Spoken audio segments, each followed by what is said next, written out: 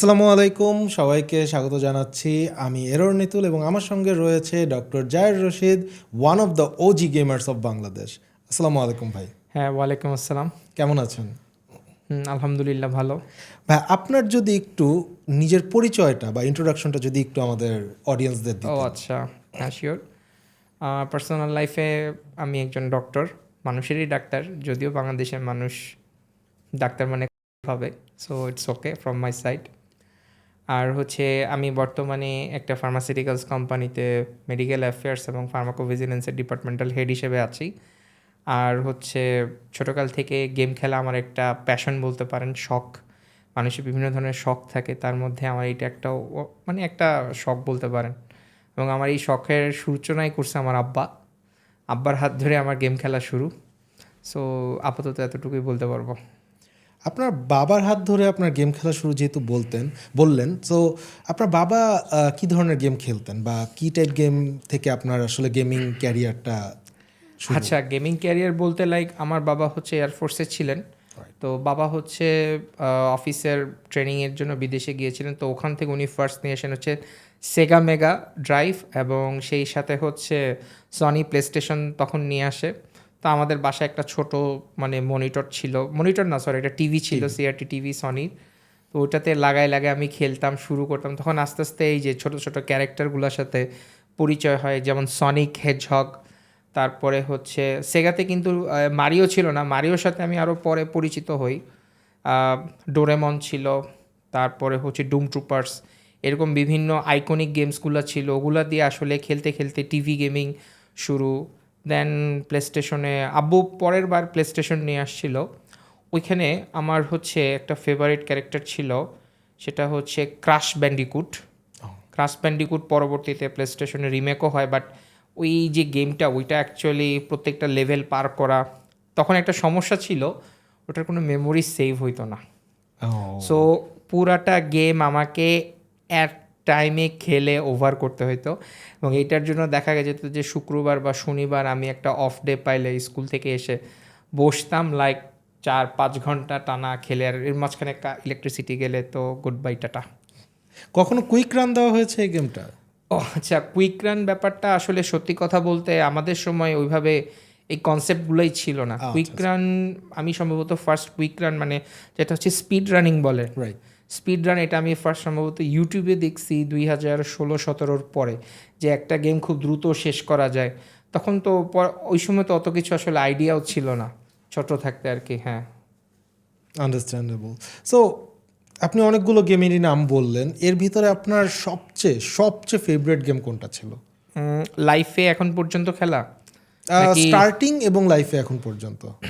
আচ্ছা, স্টার্টিং থেকে তখন তো আস্তে আস্তে শুরু ছিল। আমার ফেভারিট গেম হচ্ছে, যদি রেসিংয়ের ক্ষেত্রে বলি, সেটা হচ্ছে গ্র্যান্ড ট্যুরিজমো সিরিজ। এটা আমি এখনও খেলি, এটা সিমুলেশন টাইপ, এবং ট্রাস্ট মি, এটা যদি আপনি হুইলে খেলেন পুরা ট্রুলি রেসিং এক্সপিরিয়েন্স পাওয়া যায়। আর হচ্ছে আমি অ্যাকচুয়ালি ফ্যান বয় বলতে পারেন হচ্ছে ক্রাশ ব্যান্ডিকুটের। আর এরপরে লাইক হচ্ছে 2000 সালের দিকে এসে আমি একটা ক্যারেক্টারের সাথে পরিচয় হই, তার নাম হচ্ছে Kratos, and that was God of War. God of War. হ্যাঁ, পরে তো গড অফ ওয়ার আমার সবগুলা মানে ফ্র্যাঞ্চাইজি সবগুলা সিরিজই খেলা হয়েছে, এবং আমি ওইটা খেলার সময় মানে খুব ইমোশনালি অ্যাটাচ হয়ে যায়। লাইক আমি যখন বড় হয়েছে আস্তে আস্তে, ক্রেটোসও বড়, মানে বড় না, ক্রেটোসও ম্যাচিউর হয়েছে, তবে রিসেন্টলি যে র্যাগনারকটা শেষ করেছি লাইক 2-3 বছর আগে, বাট ক্রেটোস আগের থেকে তার ব্রুটালিটিটা অনেক কমায় দিছে। Obviously for his child. হ্যাঁ হ্যাঁ হ্যাঁ শিওর, ওইটা একটু, হ্যাঁ ঠিক আছে। হ্যাঁ, যদিও একটু controversial, but it is what it is. এটা সম্পূর্ণ personal point of view. Yeah, absolutely. So, what do you like most about Kratos? ক্রেটোস আসলে সত্যি কথা বলতে আমরা তাকে কখনো অ্যানালাইসিস করিনি। ছোটোকাল থেকে ক্যারেক্টারটার সাথে ডেভেলপ হওয়া, ক্যারেক্টারের সাথে বিল্ড আপ হওয়া। যেমন আমি যদি এখন একটা কথা বলি, লাইক আমি, আব্বা যখন সেকেন্ড টাইম নিয়ে আসে কনসোল, আব্বা হচ্ছে ডাক হান্ট মেশিন সহ একটা কনসোল নিয়ে আসছিল, Okay, yeah. যে বাহিরে পিস্তল থেকে গুলি করলে টিভিতে যে ওই গেমসটা দেখার জন্য আমাদের আশপাশের পুরা এরিয়ার লোক চলে আসছিল, যে টিভিতে নাকি হাঁস শ্যুট করলে মারা যায়। তো ওইটার সাথে ওখানে একটা গেম ছিল যে মারিও ছিল।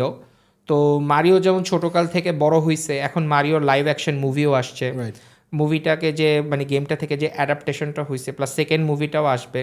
সো আসলে ওইরকম হচ্ছে যে ওই ক্যারেক্টারগুলা এখন যেমন আপনি চিন্তা করেন, যেমন ধরেন যে স্যাম ফিশার, এই যে স্প্লিন্টার সেলের একটা ক্যারেক্টার আছে স্যাম ফিশার, ওকে নিয়ে আমরা যেভাবে স্টাডি করি ওর ক্যারেক্টার কী, ওর পার্সোনালিটি কী, বাট ক্রেটোসকে নিয়ে আমরা আসলে ট্রাস্ট মি অন্য হইতে অনেক অ্যানালাইসিস করতে পারে। আমি এখনও ওকে ওই ধরনের কোনো অ্যানালাইসিস করি নাই। মানে আমার জাস্ট মনে হয়েছে যে রেগুলার গাই যার হচ্ছে লাইফটা আসলে অনেক কষ্টে ভরা, সিম্পল কথা আর কি, যে প্রতিশোধের নেশায় মত্ত। সবার সাথে নাও মিলতে পারে, এটা আমার personal point of view. So ও খেলার সময় আমি জাস্ট দেখি যে ক্রেটোস আছে, দ্যাটস ইট। আমি ওকে নিয়ে খেলতে পছন্দ করি, ও কীরকম মানে পয়েন্ট অফ ভিউ এটাই আমার। সো যেহেতু গড অফ ওয়ারের প্রত্যেকটা ফ্র্যাঞ্চাইজিং আপনার খেলা হয়েছে, সেই ক্ষেত্রে মানে I would like to ask you যে সিমিলার ক্যাটাগরির একটা গেম ওই টাইমে অনেক পপুলার ছিল, ডেভিল মে ক্রাই, এটার কি কোনো ভার্সন আপনার খেলা হয়েছে? হ্যাঁ, ডেভিল মে ক্রাই দান্তে যে ছিল, আমি এটা হচ্ছে PS2 PS3 আমলে খেলেছি। রাইট। তো বাসায় in the mean time like 2006-7 দিকে আব্বা পিসি নিয়ে আসে, যেটা হচ্ছে এর আগে আমার আব্বা মানে এর আগে আমরা আসলে পিসির সাথে ওভাবে কানেক্টেড ছিলাম না, আব্বা পিসি নিয়ে আসে। তো পিসিতে আস্তে আস্তে খেলা শুরু করি, তো ওইটা রেস্ট্রিক্টেড ছিল। আসলে মেইনলি আব্বা হচ্ছে বলতে না তুমি গেম খেলতেছো ঠিক আছে, দ্যাটস ওকে, বাট তোমাকে তোমার লাইফের পড়াশোনাও চালাই নিয়ে যেতে হবে, কারণ বাংলাদেশে একটা মানে খুব আপনি বুঝতে পারতেছেন বাংলাদেশের সব কিছু রিসোর্সই লিমিটেড। সো আমি যদি আমার হবিসটাকে এখানে একটু বেশি প্রায়োরিটাইজ করি, দেখা যাবে যে আমি হয়তো আমার সোর্স অফ ইনকাম বিভিন্ন ক্ষেত্রে অনেকগুলোতেই কম্প্রোমাইজ করতে হচ্ছে। সো আমাকে দুইটা প্যারালালি রেখে আর কি লাইফটাকে সেটেল করে, হ্যাঁ হবিসের জায়গায়, বাট এটা নিয়ে কখনো ওভার হাইপড অর ওভার মানে এটাতে ফোকাস করিনি। আমি মাঝখানে টু বি অনেস্ট কথা, আমার পড়াশোনার লাইফে এমন একটা টাইম গেছে যে আমি লাইক হচ্ছে গেমস থেকে দূরে ছিলাম, এটা মানে আমার ফিউচার লাইফের ইনভেস্টমেন্টও বলতে পারেন। তারপরেও আমার গেমস খেলতে ভালো লাগে, এমনও হয়েছে যে আমি 3-4 মাস খেলিও নেই মাঝখানে, মানে নিজের লাইফের পড়াশোনা এগুলোর ব্যাপারে একটু বেশি ফোকাস ছিল, এই আর কি। আমরা কনসোলের অনেক গেম নিয়েই কথা বললাম, বা আপনার শুরুই হয়েছিল গেমিং ক্যারিয়ারটা কনসোল দিয়ে। সো আপনি পিসির কথাও বললেন যে একটা সময় পরে আপনার আপনি পিসিতেও গেম খেলেছেন, আব্বার পিসি ছিল। ফ্যামিলি পিসি। হ্যাঁ হ্যাঁ, ফ্যামিলি পিসি, রাইট। তো সেখানে আপনার পিসির ক্ষেত্রে কোন গেমটা অ্যাকচুয়ালি ফেভারিট? আচ্ছা, পিসিতে যদি আমি বলি, আমি পিসিতে ফার্স্ট খেলেছি হচ্ছে মাফিয়া। ও হ্যাঁ, এটা অ্যারাউন্ড 2007 না 8-এর দিকে হবে, যাই হোক সাল অ্যাকচুয়ালি মনে নেই। মাফিয়া খেলেছি। তারপরে একদিন আমার একটা ফ্রেন্ডের পাশে একটা গেম দেখলাম, মানে দেখার পরে আমার মাথাটা না পুরা চরকি দিয়ে উঠছে, সেটা হচ্ছে ক্রাইসিস। ওকে। ক্রাইটেক ইঞ্জিনের একটা গেম ছিল ক্রাইসিস। তো দেখলাম মানে দিস ইজ টোটালি 2007 সালে না 8 সালে ক্রাইসিস ওয়ারহেড, মানে গেমটা চালানোর জন্য যে পিসি কনফিগারেশন লাগে ওইটা আমার পিসি ছিল না। আমার হচ্ছে মাত্র 128 মেগাবাইট, হ্যাঁ 128 মেগাবাইট একটা গ্রাফিক কার্ড ছিল। তারপরে হচ্ছে মোটামুটি আমি ফ্রেন্ডের বাসায় ওটা যে খেলে শেষ টেস করছি। পরে হচ্ছে ক্রাইসিস 2 আসলো, ক্রাইসিস 3 আসলো, ওগুলা পরে আস্তে ধীরে খেলা হয়েছে। মাঝখানে আমার হচ্ছে কনসোল বলতে PS2 ছিল, PS3 তখন মানে আসলে বাসায় এখন ওই সময়টা হচ্ছে আমাদের আসলে পড়াশোনা বলেন বা ক্যারিয়ার ডেভেলপমেন্ট বলেন, যে ভালো একটা জায়গায় চান্স না পেলে দেখা গেল যে বাবা মার একটা এক্সপেকটেশন থাকে, এটা যদি ফিল আপ না হয় তো আর কি গেমস খেলতাম। PS2তে স্ম্যাকডাউন আরও অনেক ফ্র্যাঞ্চাইজি ছিল, এগুলো খেলতাম, মোটামুটি ভালোই গেমস খেলতাম। পিসিতে হচ্ছে মাফিয়া প্লাস GTA স্যান অ্যান্ড্রিয়াস আমি পিসিতে ওভার করছি, এবং ওই আমলে ট্রাস্ট মি একটা মাস্টারপিস। এখন হয়তো অনেকে গ্রাফিক্স দেখে নাক ছিটকাবে বা অনেক কিছুই বলবে, but trust me San Andreas যে লাইফে খেলে নাই সে আসলে তার এই যে মানে ওই গোল্ডেন এজটা ট্রুলি মিস করছে। I completely agree with you. San Andreas was something else, especially without cheat code. আমার আসলে চিট কোডটা ইউজ করে মজাই লাগতো। আমি চিট কোড ইউজ করেও খেলেছি, বাট মানে without cheat code it was something else. একদম মানে হার্টবিট বেড়ে যেত এরকম হ্যাঁ একটা হ্যাঁ হ্যাঁ, অবস্থা ঠিক ছিল। আছে, রাইট, এটা ঠিক। আমি ওই যে সিজের একটা মিশন ছিল যে বাইক দিয়ে মনে হয় পার করতে হয়, ওইটা আমি হ্যাঁ ট্রেনেরটা, ওইটা তো মনে হয় আমি চিটিং করেই পার করছিলাম। ইভেন আমাদের একটা ছেলে ছিল, ও মোটামুটি সব গেম খেলতো, যদি মনে করেন যে আপনি একটা মিশন পারতেছেন না, ওকে বাসায় আমি চা বিস্কুট দিয়ে নিয়ে আসা হয়তো, তোমার জন্য চানাচুর আনছি, তোমার জন্য হচ্ছে বনরুটি। ওই আমলে আমাদের সময় হচ্ছে 3 টাকা 5 টাকার বনরুটি, এই দেখো বনরুটি আনেছে, তুমি খাও, খেয়ে আমাকে এই মিশনটা পার করে দাও। মানে আমরা তো এখন ইউটিউবে ওয়াক থ্রু দেখে পার করে, আমাদের আমলে ওই সময় ভাড়া করে গেমার নিয়ে এসে আমরা এটাকে পার করতাম, কাইন্ড অফ ওইটাই বললাম আর কি। ওই সেম মিশনটা আমার চিট কোড সহ হচ্ছে 11 বার লেগেছিল, মানে 11 টার্নে গেম পেরেছিলাম, আর চিট কোড ছাড়া হচ্ছে 57 ট্রাই আমি পেরেছিলাম। আমি আমার বলে কিছু রাখছিলাম বলার এটা। নাই।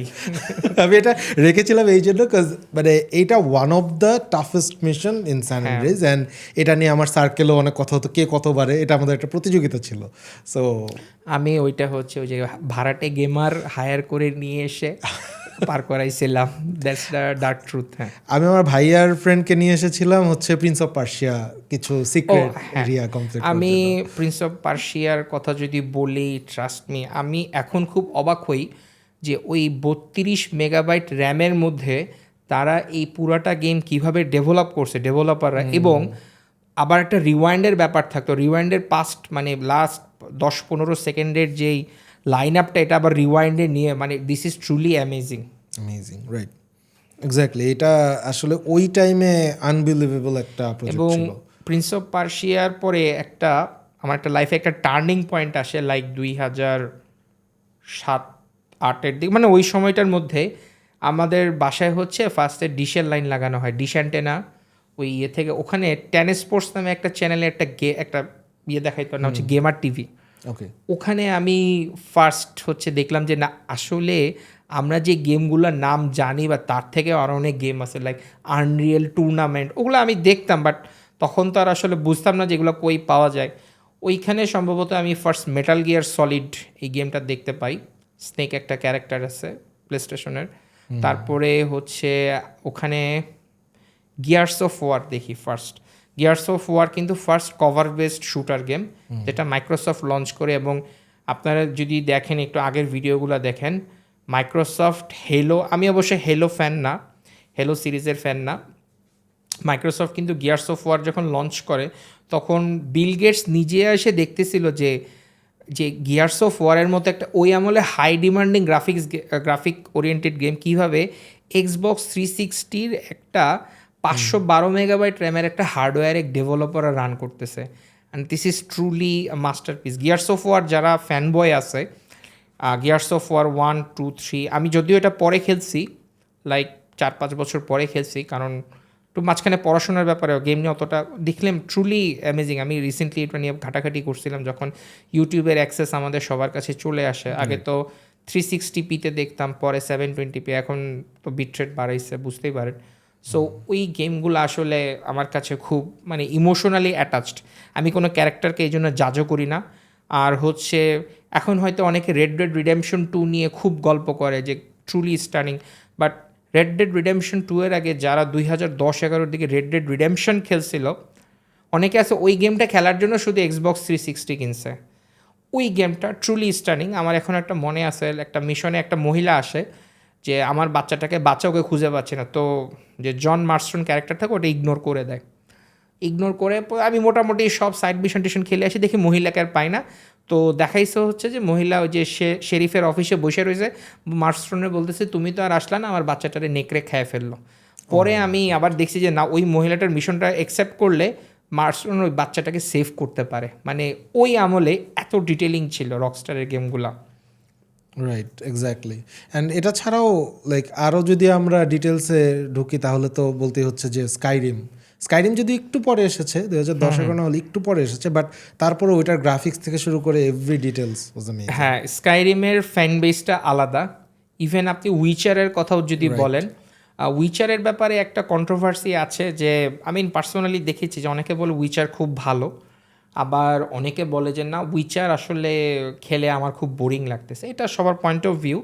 তো এখন যারা উইচার খেলতে যায় তারা কিন্তু একটু বেশিরভাগ ক্ষেত্রেই বলে যে না, এটা আসলে বোরিং লাগতেছে, কারণ উইচারের মুভমেন্ট কমব্যাট সিস্টেম 2015-তে বেস্ট ছিল। আর 2015-তে একটা ব্যাপার ছিল, আমি একটু ঢাকা থেকে রিমোট এরিয়াতে ছিলাম, তো ওই সময় আমার কাছে উইচার 3টা ছিল, তো খেলি দেখি কি হয়।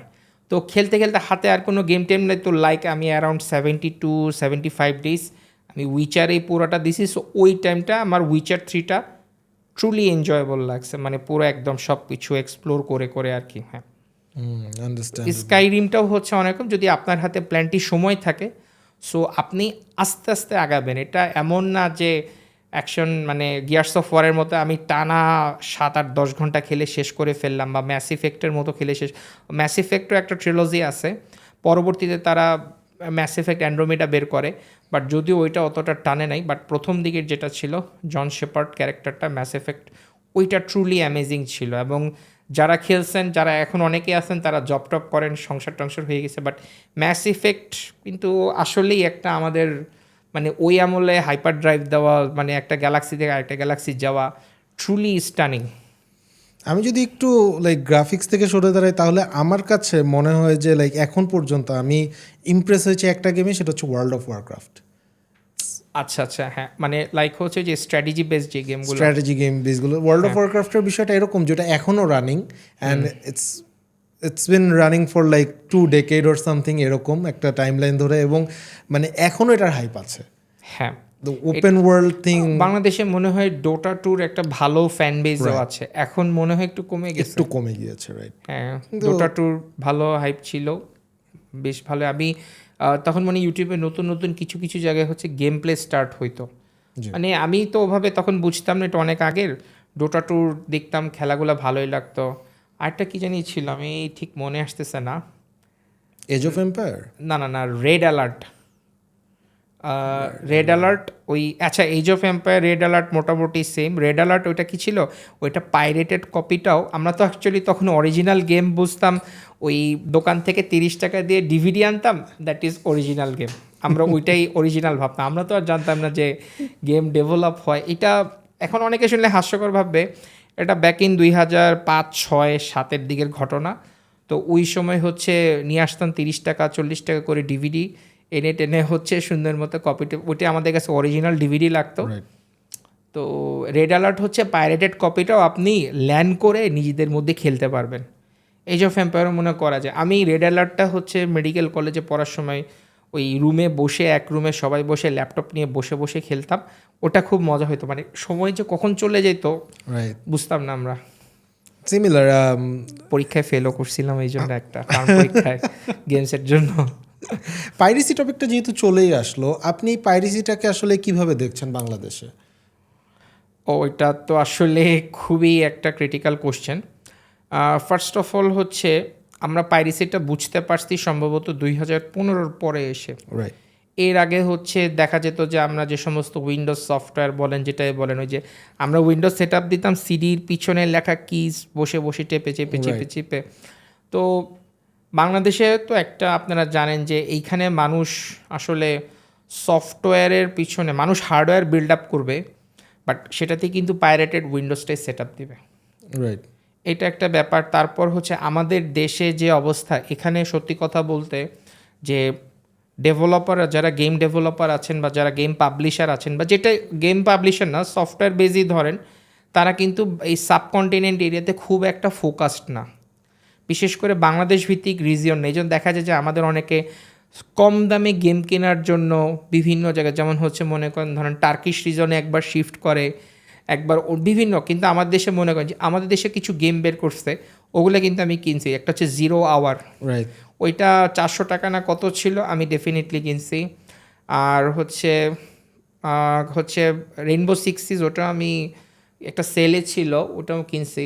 তবে আমার এখন মনে আছে, আমরা মাল্টিপ্লেয়ার গেম খেলতাম হচ্ছে অ্যাডহক নেটওয়ার্ক ক্রিয়েট করে নিজেদের মধ্যে, call of duty, modern warfare 1, 2, 3। পরে হচ্ছে আমরা হচ্ছে অনলাইনে বিগ ড্যাডি নামে একটা ক্ল্যান ছিল, ওদের সাথে মিলে খেলি। ইন্ডিয়ান কিছু A1 সার্ভার ছিল, ওগুলাতে আমরা খেলা শুরু করি, মোটামুটি ভালোই ছিল। তো ওইখানে আমার মানে IGN, that means in game নেমটা একটু পিকুলিয়ার ছিল।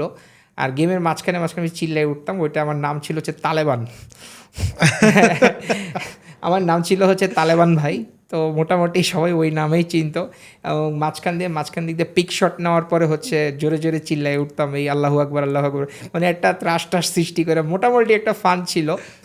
তো বড় বড় সার্ভারে গেলাম, পরে যখন হচ্ছে সার্ভারে ঢুকছি, দেখি আমার আইডি না কিক মেরে বের করে দিত। তালেবান দেখে তারা একটু নেগেটিভলি নিত। তখন আবার দেখা গেছিলো যে আফগানিস্তানের উপরে আমেরিকানরা তালেবানদের উপরে অ্যাটাক করছে। তো হোয়াট এভার অনেক কিছুই ছিল, এটা জাস্ট ফর ফান আমি খেলতাম, এটাকে সিরিয়াসলি কিছু নেওয়ার দরকার নেই। তো মাঝখানে 2000 সম্ভবত 12-13 দিকে অরিজিন, যেমন এখন যেমন স্টিম ছিল, অরিজিন নামে একটা ইয়ে ছিল ওই যে গেম লঞ্চার, ওরা ব্যাটেলফিল্ড 3টা ওরা ফ্রি দিছিল। লাইক তখন ওই আমলে 22 GB ডাউনলোড করাটা খুবই প্যারা ছিল। তো আমাদের একটা ফ্রেন্ড ছিল, ও হচ্ছে ইন্টারনেটের ব্যবসা করতো। ওর ওর মানে ইন্টারনেট আইএসপি প্রোভাইডার এখন যেটাকে বলেন ইন্টারনেট সার্ভিস। তো ওর এখানে যে ওই সার্ভার থেকে ব্যাটেলফিল্ড 3 এর ব্যাকআপ ফাইলগুলো নামাই টামাই নিয়ে এসে পরোটা ক্লেম টেম করে রাখছিলাম। ব্যাটেলফিল্ড 3 আমি অ্যাকচুয়ালি ট্রুলি মাল্টিপ্লেয়ার গেমে ঢুকছিলাম। তবে মাল্টিপ্লেয়ার গেম অনেকেরই ভালো লাগে, এটা সবার point of view. Multiplayer game খেলার সময় আমার একটু রিয়েলাইজ হলো যে আমার স্ক্রিন অন টাইম অনেক বেশি হয়েছে। আমি তো স্টুডেন্ট ছিলাম, পড়াশোনার বেশ ভালোই হ্যাম্পার হয়েছে। আমি আমার বেশ কয়েকটা টার্ম পরীক্ষাতেও খুব খারাপ পারফর্ম করি, এবং বাবা মা হচ্ছে তখন একটু বলে যে ছেলে, মানে ট্রাস্ট মি, মাল্টিপ্লেয়ার গেম কিন্তু আপনাদের স্টার্ট হয় হচ্ছে রাত 10টার পরে। রাইট। আমার যখন ব্রেনটা বেশি ফাংশন করতো পড়াশোনার জন্য, ওই সময়টাতে দেখা যেত আমি গেম খেলে। পরবর্তীতে আমি অনেক মানে বলতে পারেন যে আস্তে ধীরে মনে করেন যে নিজেকে হচ্ছে রিকভার করছি। মাল্টিপ্লেয়ার গেম মানে আমার জন্য ট্রুলি অ্যাডিকটিভ ছিল, যেটা আমি চিন্তা করি যে না আমি হয়তো গেমস খেলতে পারবো, বাট আমার মাথায় একটা জিনিস আসছে যে আমি যদি ফিউচারে ইনকাম করতে না পারি, ক্যাশ ইনকাম করতে না পারি, তাহলে আমি আমার হার্ডওয়্যারে কেমনি ইনভেস্ট করব? তখন তো আমার এই গেম খেলার নেশাটাও ছুটে যাবে। খেলি না তা না, তবে এখন হচ্ছে লিমিট রেখে মাল্টিপ্লেয়ারে এঙ্গেজ করি। আমি ডিভিশন 1-2 দুটাও খেলেছি, দুটা প্লে স্টেশনে খেলেছি, বেশ ভালোই টাইম যায়। তারপরে হচ্ছে ব্যাটেল রয়্যালগুলো যখন আসলো, এখন হচ্ছে বাসায় পিসিতে হচ্ছে মাঝে মধ্যে ব্যাটেলফিল্ড 6 রেড স্যাক এটা খেলি। তবে এটা উইকলি 4 আওয়ার্সের বেশি না, কারণ মাল্টিপ্লেয়ারে আমি একবারে এমনভাবে বুধ হয়ে গেছিলাম, আমি কয়েকটা পরীক্ষা পর্যন্ত মিস করছিলাম। সো ওইটা আমার লাইফে খুব একটা ইম্প্যাক্ট পড়ছিল যে মাল্টিপ্লেয়ার খেলা যাবে ভালো, বাট অতটা না। এটা আমার পার্সোনাল পয়েন্ট অফ ভিউ। আপনি যদি মনে করেন যে না আমার আনলিমিটেড রিসোর্স আছে, আপনি চাইলে করতে পারেন, টোটালি আপনার ব্যাপার। আন্ডারস্ট্যান্ডেবল। মাল্টিপ্লেয়ারের কথা তো বললেন ভাইয়া, তো এখন কি আপনার সিঙ্গেল প্লেয়ার তাহলে খেলা হচ্ছে বেশি? সিঙ্গেল প্লেয়ারগুলো হচ্ছে আসলে, আমি আপনাকে যদি একটা এক্সাম্পল দিই, আমার ফ্রেন্ড জিজ্ঞেস করছিল যে সারাদিন কি এগুলো টিউ টিউ গেম খেলো, সে এরকম সাউন্ডও করছিল আমার সামনে। তো আমি তাকে বললাম যে ঠিক আছে, তোমাকে একটা স্টোরি বলি। তো আমি তাকে call of duty modern warfare 2 এর স্টোরি লাইনটা শেয়ার করলাম, এবং লিটারেলি তার মাথাটা হ্যাং হয়ে গেছে যে এইটা একটা গেমের স্টোরি হইতে পারে। মানে আমি স্টোরিটা মুভির থেকে গেম খেলার মানে গেমের স্টোরিটা এনজয় করি। সো আমার কাছে হচ্ছে মানে স্টোরিটার একটা গোল থাকে, আমি ওইভাবে এনজয় করি। হ্যাঁ, আমি মাল্টিপ্লেয়ারও খারাপ বলবো না, মাল্টিপ্লেয়ার তার নিজের ওয়েতে বেস্ট। মাল্টিপ্লেয়ার খেলা ভালো, যেমন অনেকে মনে হয় এখন ডেল্টা ফোর্সও খেলে, এটাও ফ্রিতে পাওয়া যায় স্টিমে, ডেল্টা ফোর্স বলেন। কিন্তু এগুলোতে হচ্ছে মোটামুটি আমার দিক থেকে আমার টাইম কনজিউমিংটা একটু বেশি হয়। সো আমি দেখা যায় যে প্রতিদিন 1 ঘন্টা 1.5 ঘন্টা আস্তে ধীরে ধীরে একটা স্টোরি লাইন খেলে আমি ওই স্টোরিটাকে এনজয় করি, বলতে পারেন এপিসোডিক আকারে এনজয় করি আর কি। রাইট। সো এখানে এখন এসে আপনার রিসেন্ট টাইমে কোন গেমটা সবচেয়ে বেশি খেলা হয়েছে? মানে আমার এই পর্যন্ত টোটাল কোন গেমটাতে বেশি টাইম না, দিয়েছি রিসেন্ট টাইমে আপনি কোন গেমগুলো বেশি খেলছেন? এখন সত্যি কথা বলতে আমার বাচ্চা আছে, তো তো ওকে আমি কিছু গেম এনজয় করাই। যেমন আমরা স্ট্রে খেলে শেষ করছি। স্ট্রে হচ্ছে একটা বিড়ালকে নিয়ে ঘটনা, লাইক আনুমানিক 6-7 ঘন্টার একটা স্টোরি লাইন। তো এটা খেলতে আমার 7টা শুক্রবার লাগছে। ওকে প্রতি শুক্রবারে 1 ঘন্টা করে বসাই, ও জিজ্ঞেস করে এটা। তারপরে হচ্ছে লিম্বো, ইনসাইট। ও মজা পাইছে হচ্ছে লিটল নাইটমেয়ার, সেটা খেলে একটু স্পুকি টাইপ গেম, তো বাট খুব মজা পাইছে। লিটল নাইটমেয়ার 1-2-3 এরকম অনেক আছে। আর হচ্ছে ও আসলে ওর এইজটা দেখে আমি কিছু গেমটা, যেমন ক্র্যাশ ব্যান্ডিকুট ও নিজে নিজে খেলতে পারে, যেটা আসছে। আর হচ্ছে এই তো মোটামুটি এগুলা। ও মারিও অডিসি আস্তে আস্তে খেলেছে।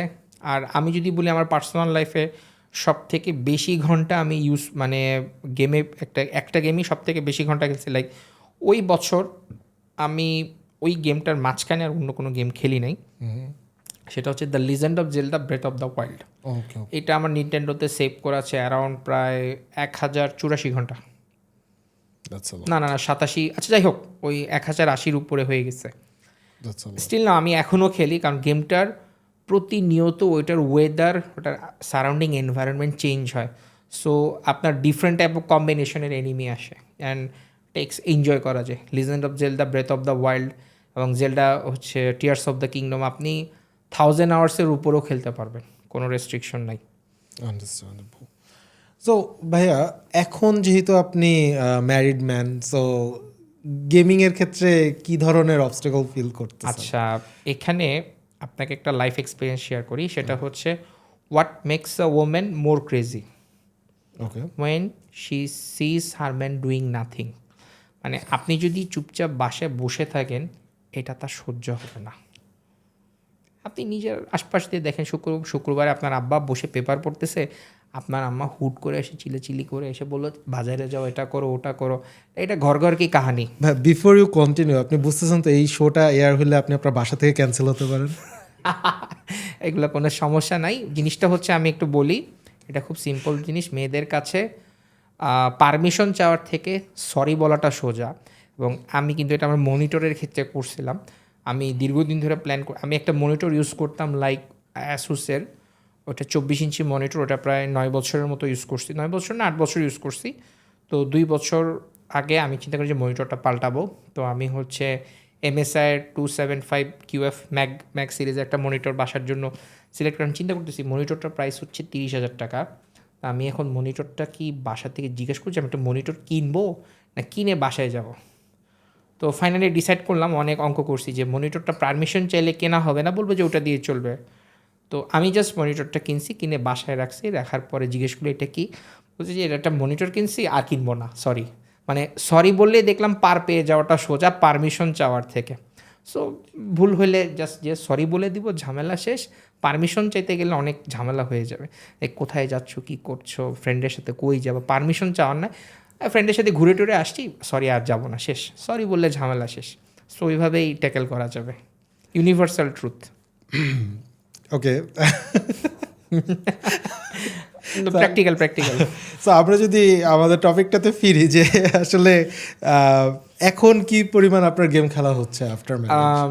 প্রতিদিন অ্যারাউন্ড, সত্যি কথা বলতে আমার যদি সিরিয়াস কাজ না থাকে, আমি একটু নন ক্লিনিক্যালি ইনভলভ আর কি, আমার মানে রিসার্চের কাজগুলো করি। তো খেলা হয় সিরিয়াস গেম থাকলে, লাইক যেমন মনে করেন ধরেন স্পাইডারম্যান 2 আসলো, তখন আমি একটু গেমসটা প্রতিদিন 1.5 ঘন্টা 2 ঘন্টার জায়গায় 3 ঘন্টা খেলে শেষ করি। এখন যেমন হাতে কিন্তু সিরিয়াস কোনো গেম নাই। এখন রেড ডেড রিডেমশন 2তে একটু জাস্ট ফ্রি রোমিং, ডেলি আধা ঘন্টা 1 ঘন্টা রোমিং করে অফ। আর হচ্ছে গেম ডেলি খেলার একটা কারণ হচ্ছে, এটা আমি আমার পার্সোনাল পয়েন্ট অফ ভিউ থেকে শেয়ার করি, আপনার ইলেকট্রনিক মেশিন প্রতিদিন যদি রেগুলার রান করান, এটা এফিসিয়েন্সি ভালো থাকে। বাংলাদেশের মানুষ চিন্তা করে কি না, মেশিনটা আসলে সুন্দর করে প্যাকেট ট্যাকেট করে উপরে ওই যে দিয়ে কাপড় টাপড় দিয়ে রেখে দিলে হ্যাঁ খুব ভালো থাকে। এই জন্য দেখবেন যে হচ্ছে অনেকে সুন্দর করে, এবং এভাবে কিন্তু সিমস, আমার একটা ফ্রেন্ড বলছে যে সিমস ব্যাটারিটা কিন্তু ডেড হয়ে গেলে অনেক সমস্যা হয়। সো যেগুলো রানিং থাকে, সো দেখা যায় যে আমার প্রতিটা কনসোল বলেন বা রেগুলার রান করে, আমার পিসিও রেগুলার রান করে, রেগুলার রানিং অবস্থায় থাকতেছে। আমার পিসি কিন্তু অনেক পুরাতন, লাইক আমি 2000, মানে পুরাতন বলতে বাবারটা না, মানে পার্সোনালি যে নিজে ইনকাম করে যেটা ডেভেলপ করছি 2017 সালের দিকে, স্টিল নাও ওটা কিন্তু রানিং। শুধু ওটাতে একটা এসএসডি আপগ্রেড করা হয়েছে আর কেসিংটা চেঞ্জ করা হয়েছে। স্টিল নাও রানিং, প্রতিদিন 7 ঘন্টা 8 ঘন্টা পিসি রানিং করে, কোনো সমস্যা হয় না। সো এগুলো নিয়ে আসলে খেলাধুলা হয় বাচ্চার সাথে। যেমন হচ্ছে আমার বাচ্চাকে এখন হচ্ছে জার্নি গেমটা খেলাচ্ছি। ও কোশ্চেন করে প্রচুর যে গেমটাতে কী হয় না হয়, ও যে স্কেটিংটা করে, ও এনভায়রনমেন্টটা এনজয় করে, এটা আর কি। ওকে, সো এখনও তো আপনার কনসোলেই বেশি সময়টা দেওয়া হচ্ছে? হ্যাঁ, কারণ বাসায় আসি, টায়ার্ড থাকি, পিসি অন করে এত কিছু টুইক করে মানে সেটিং ঠিক করতে করতে ধৈর্য থাকে না। সো জাস্ট কনসোল অন করি, ভালো আসে, চলে, খেলতে থাকি ডানে বামে। এটা যেহেতু আর কোনো অপশান সেটিং করার ঝামেলা নাই, সো যেটা দিচ্ছে অপটিমাইজড বেস্ট আউটপুট, ওটাই বেস্ট আউটপুট আমার কাছে, ওটা দেখে আমি খেলতে থাকি, আমি এনজয় করি। গোস্ট অফ ইউটাই খেললাম, গোস্ট অফ সুশিমা তো আগেই খেলছি, ইউটাই খেললাম, স্টানিং। আমার কোনো এক্সপেকটেশন আর এর বেশি নাই, খুব সুন্দরভাবে এনজয় করছি। ওই কর্নারে কি হচ্ছে একটু ঝাপসা আসে না, ওগুলো যদি আমি ফোকাস করতে চাই, আমি মূল গেমের স্টোরি থেকে বাইরে চলে আসব। আমি পুরোটা গেম এনজয় করছি। সাইবার পাঙ্ক এই যে 2027 যেটা আসলো, অনেক বাগস ছিল, অনেক কিছু ছিল, তো আমি PS5 এটা লিবার্টি সিটিটা সহ খেলছি। হ্যাঁ, আপনি যদি মনিটর বা টিভির কাছাকাছি যে দাঁড়ান, দেখবেন যে দূরে বিভিন্ন জায়গায় ডিটেলিংগুলা আবছা হয়ে গেছে, শুধুমাত্র আপনার যে সামনের অংশটুকু ওইটাকেও ক্লিয়ার থাকে। সো আমি তো এনজয় করতেছি। আমি এখন কেন ওই FPS ডাউন হলো, ফ্রেমস কমে গেল না গেল, এগুলা চিন্তা করে আমি আমার এনজয় টাইমটা কেন নষ্ট করব? আমি তো বেঞ্চমার্কার না, আমি এনজয় করতেছি, আমার স্টোরিটা ভালো লাগতেছে, ওখানে এনজয় করতেছি, that's the main focus. Game খেলবো আমি এনজয় করার জন্য, আমার যে লেজার টাইমটা থাকে ওটা যেন আমি ভালোভাবে এনজয় করতে পারি। অনেকে টিভি দেখে, অনেকে সিনেমা দেখে, আমি না হয় একটু খেলে এনজয় করি আর কি, স্টোরিগুলো আমার ওভাবে এনজয় করতে ভালো লাগে। রিসেন্ট টাইমে আমরা একটা জিনিস কিন্তু অনেক নোটিস করি যে, ঠিক রিসেন্ট টাইমে না, এটা অনেক আগে থেকেই, যে কোনো একটা গেম দেখা যায় যে আগে কনসোলের জন্য আসে, তারপরে হচ্ছে পিসির জন্য আসে। এরকম অনেক গেমই আছে, যেমন যদি আমি GTA 6 এর কথাই বলি, সেটা কিন্তু আগে কনসোলের জন্য আসবে, দেন হচ্ছে GTA 5ও সেম, রকস্টারের যে কোনো গেমই কিন্তু এইভাবেই রান করে আসছে তারা। সো এইটার আসলে রিজনটা কি হতে পারে আপনার মতে? গেমিংটা হচ্ছে একটা বিজনেস, একটা হিউজ বিজনেস। আপনি যদি দেখেন রকস্টার GTA 5 কিন্তু 2013-14তে অতটা পপুলার ছিল না, 15তে পিসিতে আসার পরে বাংলাদেশের মধ্যে বেশ একটা হাইপ টাইপ হয়েছে, মানুষ এটা কিনেছে, অনেকে ফ্রি অ্যাকাউন্ট, যখন এপিক স্টোর মনে ক্র্যাশও করছিল, মানে ক্র্যাশ না, ওভার হয়ে গেছিল, স্যাচুরেটেড হয়ে, মানে ওইটা অ্যারাউন্ড 2017 এর দিকে। ওই যে ফ্রি অ্যাকাউন্ট দিয়েছিল আর কি। রাইট। তো যেটা হচ্ছে ডিলেটেড, আমি যদি মনে করেন, ধরেন অ্যাজ ফর এক্সাম্পল, আমি সোজা বাংলায় বলি, ধরেন আমি সনিতে জব করি, আমাকে হচ্ছে একটা গেম রিলিজ করতে, ধরেন আমি স্পাইডারম্যান 3 রিলিজ করতে দিলাম, আমি কি কাজটা করতাম, আমি স্পাইডারম্যান 3 পিসির জন্য, কনসোলের জন্য অ্যাট এ টাইম রিলিজ করতাম, বাট পিসির জন্য গিয়ে প্রথম চ্যাপ্টারটা খেলার পরে দিল যে আপনি যদি পরের স্টোরিটা খেলতে চান, আপাতত PS5 এটা এক্সক্লুসিভ আছে, পিসির জন্য wait for 2 to 3 years. This is totally marketing strategy. ওরা কনসোল একটা বানাইছে, কনসোলের জন্য যদি আপনি গেম রিলিজ না করেন, ওরা গেম কিনবে না। এটার একটা বেস্ট এক্সাম্পল হচ্ছে ইউরোপিয়ান কান্ট্রির বাইরে এশিয়ান কান্ট্রিগুলোর জন্য এক্সবক্স, মানে এক্সবক্সে কিন্তু গেমিং লাইন আপটা, হ্যাঁ এক্সবক্সের সিস্টেমটা আলাদা, ওটা হয়তো আরেকদিন শেয়ার করতে পারবো, বা আমি যদি শর্টে শেয়ার করে আমি বলে দিব। এক্সবক্স কিন্তু বাংলাদেশে এক্সবক্সের কাস্টমার খুব কম, বা ইন্ডিয়া বলেন বা আশপাশ এই এরিয়াগুলোতে এক্সবক্স ইউজার খুবই কম। আবার আপনি যদি যান USA চলে যান, কানাডা চলে যান, বা ওই দেশগুলোতে দেখবেন পিএসের সাথে এক্সবক্স একটা পাল্লা দিয়ে চলতেছে, ইকুয়াল। মাইক্রোসফট এক্সবক্স এখনও লসে সেল করে, অনলি ফর ওয়ান রিজন, তারা দেখছে যে সনি যখন প্লেস্টেশন বানাইছে, তখন দেখে যে একটা হোম এন্টারটেনমেন্ট সিস্টেমে সনির প্লেস্টেশন ঢুকে গেছে। তখন বিল গেটসের মাথা পুরা হ্যাং, না আমার একটা গেমিং ডিভাইস রাখতে হবে, যেটা শুধু গেম ডিভাইস না, যেটা আরও কিছু সার্ভ করতে পারে। তখন সে হোম এন্টারটেনমেন্ট সিস্টেমের জন্য তার এই বিজনেসটাকে, তার মাইক্রোসফট কিন্তু শুধু একটা ওর অনেক বিজনেস আছে, সে এক্সবক্সটাকে ইন্ট্রোডিউস করে। এবং আপনি দেখবেন এক্সবক্সে, মানে আমি যদি কনসিডার করি, সোজা বাংলায় বলি, মানুষ অন্যান্য দেশে লাইক ইউএসএতে বলেন এক্সবক্সকে একটা ডিভিডি প্লেয়ার হিসেবে ইউজ করে। ওখানে এক্সবক্সের মধ্যে ওদের হুলু বলেন, ওদের সবগুলো অ্যাপ কিন্তু চলে, ওরা ওইটা দিয়ে নেটফ্লিক্স থেকে শুরু করে সব কিছুটা দেখে। ওদের দেশে স্মার্ট টিভির থেকে এক্সবক্সের পরিমাণটা বেশি। সো এক্সবক্স যদি চোখের ভাষায় মনে হতে পারে এক্সবক্স হচ্ছে লসে চলতেছে, আসলে না, এক্সবক্স কনসোল ওয়ার হেরে গেছে, ওর গেম টেম অতটা নয়, দুই একটা আসে টাসে, এবং এক্সবক্সের গেম তো এখন প্লে স্টেশনেও আসতেছে, কিন্তু এক্সবক্স ওইভাবে বিজনেস করে, পুরা গেমিং সিস্টেমটা একটা বিজনেস। আপনি যদি AMD আর ইন্টেলের মধ্যে মারামারি লাগে দেখেন, বাট ট্রাস্ট মি, বাসায় যে দেখেন তারা কিন্তু আত্মীয়, সিম্পল কথা। AMD ইন্টেল না, AMD এনভিডিয়া যেটাই বলেন আর কি, দেখা যাবে যে সবাই একই হচ্ছে, মানে একই ফ্রেন্ডশিপে গাথা। সো এটা আসলে তারা এইভাবে করে করে ওয়ারটল লাগে, একটা হাইপ টাইপ তৈরি করে, দিন শেষে কিন্তু তারা তাদের পকেটটা ভালোই ভারী করতেছে। এবং আমার যেটা মনে হচ্ছে জিটিএ 6 আসলে কনসোলে তো দিবে, এটা তো মানে পিসিতে তো দিবে, এটা নিয়ে কোনো সন্দেহ নাই, বাট ওরা জিনিসটাকে এমনভাবে এটাকে হচ্ছে মিল্কিং করবে। রকস্টারে কিন্তু একটা ব্যাড ইম্প্যাক্ট আছে, সে কিন্তু জিটিএ 5 এই যে 10 বছর ধরে সেটাকে মিল্কিং করে করে হিউজ অ্যামাউন্টের টাকা কামাইছে। সো জিটিএ 6ও দেখবেন এমনভাবে তারা এটাকে করবে, যে মার্কেটিং করবে বলেন বা যেটাই বলেন, এমনভাবে তারা এটাকে প্রচার করবে এবং এটাকে করবে।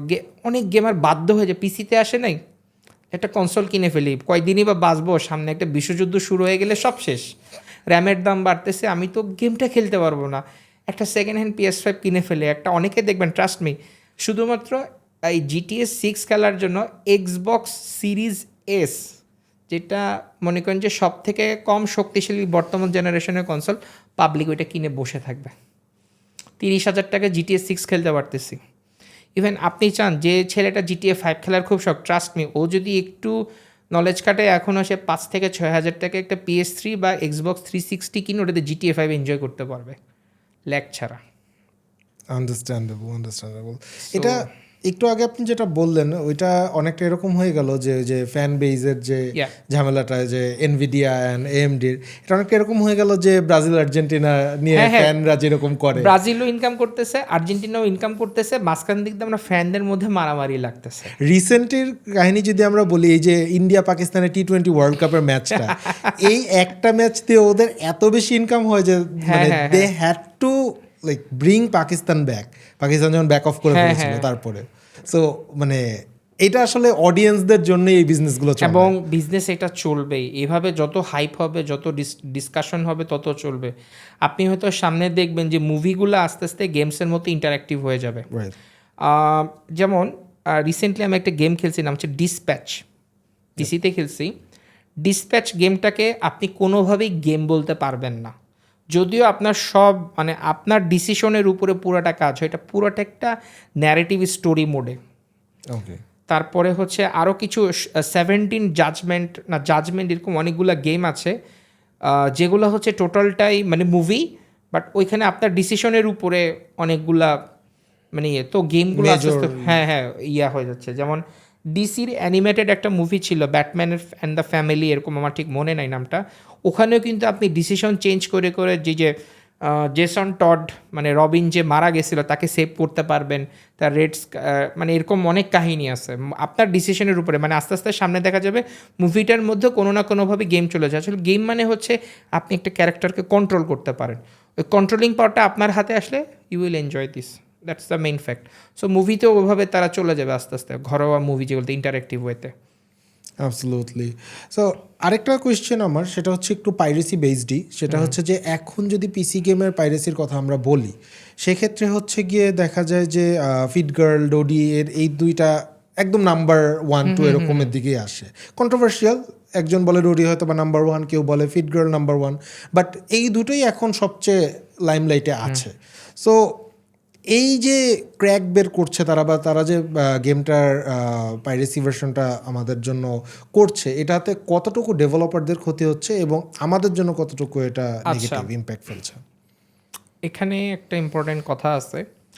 জার্মানিতে আমার একটা ফ্রেন্ড থাকে, ও জার্মানিতে কোনো ফ্রি মুভি নামাইতে পারে না বাসার মধ্যে।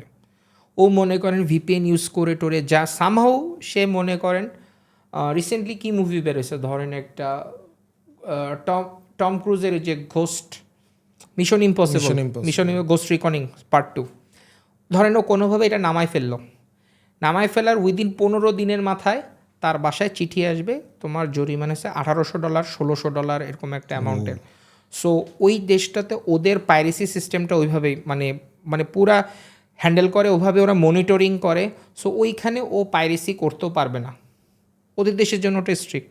আবার যদি মনে করেন আপনি রাশিয়াতে চলে যান, ওরা বলতেছে ইফ মানে বাইং ইজ নট ওনিং দেন মানে ব্যাপারটা হচ্ছে আমি একটা গেম কেনার পরেও যদি গেমটার উপর আমার পূর্ণ মালিকানা না থাকে, তাহলে then piracy is not a crime বা stealing is not a crime, এরকম একটা তারা বলে থাকে। সো হচ্ছে কি, আর হচ্ছে ডেভেলপাররা আসলে ওরা পাইরেসি, যারা পাইরেটস করে তাদের সাথে অনেক মজা টজা করে। যেন আপনার উইচার 3 একটা গেম, উইচার 3তে আপনি যদি পাইরেসি ঠিক মতো করতে পারে নাই, দেখা যায় কি একটা বুড়া ভাম ক্যারেক্টারকে উইচার 3 হিসেবে প্লে করতে হয়, ট্রাস্ট মি। এরকম একটা ঘটনা আছে। Okay. আপনি তারপর হচ্ছে ব্যাটম্যান আরখাম নাইট, ওখানে যদি আপনি পাইরেসি করেন, পাইরেসিটা প্লে করেন, স্ক্রিনটা টিয়ার ডাউন হতে থাকে, মানে ওই গেম আর আগাবে না। সো এগুলো হচ্ছে ডেভেলপাররা করে থাকে এবং তারা পাইরেসিটার দায় হচ্ছে কি, অনেকে আছে মানে যারা মনে করেন, যেমন আমার বাংলাদেশের কথা যদি বলি, একটা গেমের দাম পড়ে কত $60, আমি বা আপনি $60 দিয়ে একটা গেম কেনার মতো মেন্টালিটি খুব কম মানুষের আছে। কম মানুষ। তো সে চিন্তা করেন আমি খেলি, তো পাইরেসি করে অনেকে হচ্ছে কি না, গেমটা ভালো লাগছে, যখন স্টিমে সেল আসে বা একটু সেল টেল আসে তখন কিনে ফেলেন। আবার যদি বলি পাইরেসি বাংলাদেশে, যেমন একটা কথা বলি, বাংলাদেশের আসলে কোনো রিজন তারা কাউন্টই করে না। তাদের মার্কেটিং স্ট্র্যাটেজি তাদের ইউরোপ আমেরিকা বেসড। আমাদের এই সাবকন্টিনেন্ট, আমাদের এই যে বাংলাদেশ বলেন, ইন্ডিয়া বলেন, এগুলাতে তাদের মার্কেটিং স্ট্র্যাটেজি আসে না। সো তারা এখান থেকে পাইরেসি হলেও, পাইরেসি সবচেয়ে বেশি হয় হচ্ছে ফিলিপিনো।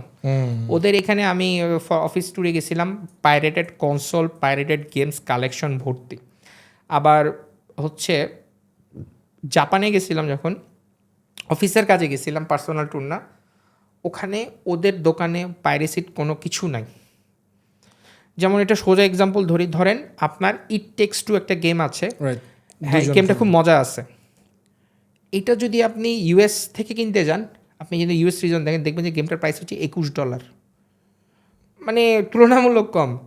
আপনি রিজনটা চেঞ্জ করেন, ইন্ডিয়া নিয়ে আসেন, জানেন কত? ₹500।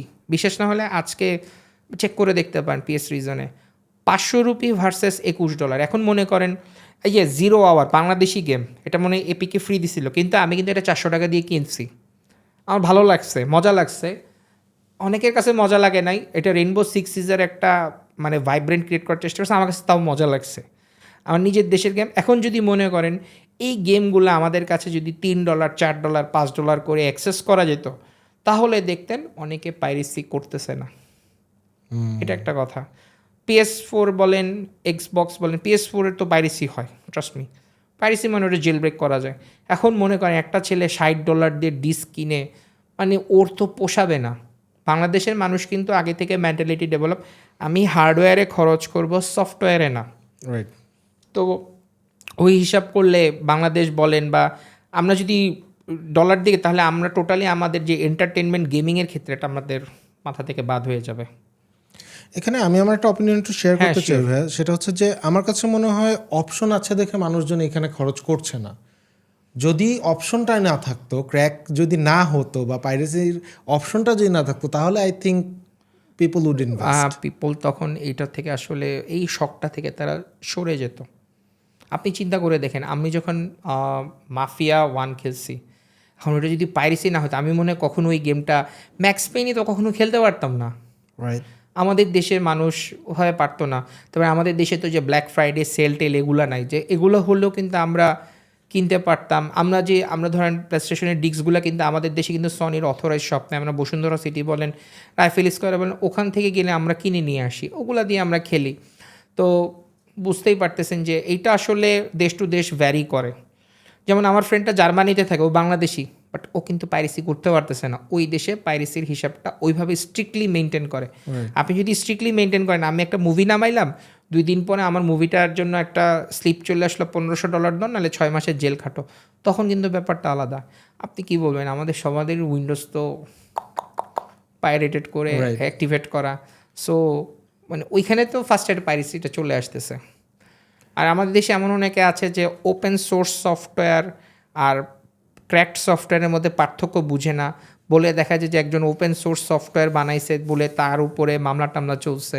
সো এটা একটা হাস্যকর বললাম আর কি। ট্রু, বাট সেক্ষেত্রে হ্যাঁ আপনার কথা একদিক দিয়ে ঠিক যে হয়তো বা অডিয়েন্স কমে যেত, এটা একটা I am not promoting piracy, আগে বলে রাখলাম, we are not promoting piracy, but আমরা জাস্ট অপশনসগুলো নিয়ে আলোচনা করছি আর কি, যে হয়তো বা হ্যাঁ অডিয়েন্সটা একটু কমে যেত, কিন্তু একদমই থাকতো না এরকমটা না। কারণ দেখা যেত যে আমরা যেই গেমগুলো কিনে খেলতেছি, আমি আপাতত মানে I am proud to say যে আমি পাইরেট গেম এখন খেলি না, আমি সব স্টিম থেকে বা এপিক থেকে কিনে তারপরেই আমি খেলা হচ্ছে আমার। বাট যদি আমি একদম ফ্র্যাঙ্কলি বলি, বা অনলাইন থেকেও কিছু কিনেছি, আমি ফ্র্যাঙ্কলি যদি বলি যে ওই অপশনটা যদি নাই থাকতো, হয়তো বা আমার আপনার মতো মানুষরাই যারা আরও আছে, তারা দেখা যেত যে হয়তো বা লাক্সারি আইটেমে টাকা খরচ না করে ওখান থেকে একটু সেভ করে ইনভেস্ট করতো গেমিংয়ে বা ইনভেস্ট করতো বিভিন্ন সফটওয়্যারে? হোয়াট ডু হ্যাঁ। থিঙ্ক? এখন আপনার কারেন্ট সিচুয়েশনটা দেখেন, আপনার তো হার্ডওয়্যারের দামই অনেক বাড়তেছে, রাইট। প্রতিদিনই বাড়তেছে। আর বাংলাদেশ এমন একটা কান্ট্রি যেখানে কোনো একটা জিনিসের প্রাইস বাড়লে সেটা আর ড্রপ করে না ডে টু ডে লাইফে। এখন আমি ধরেন 70,000 টাকা দিয়ে র্যাম কিনলাম, নতুন পিসি আপগ্রেড করলাম, এখন আবার আমি গেমের জন্য $60, মানে এটা কিন্তু বাংলাদেশের মানুষের একটা, তখন গেমিংটা মিডল ক্লাস ফ্যামিলিতে স্টিক না থেকে এইটা তখন হায়ার ক্লাসের দিকে চলে যেত, লাইক একটা পশ লেভেলে চলে যেত, যাদের এই অ্যামাউন্টের একটা ইনকাম সোর্স আছে, শুধুমাত্র তারা ওই এলিট হয়ে ওইটাকে অ্যাক্সেস করতে পারতো।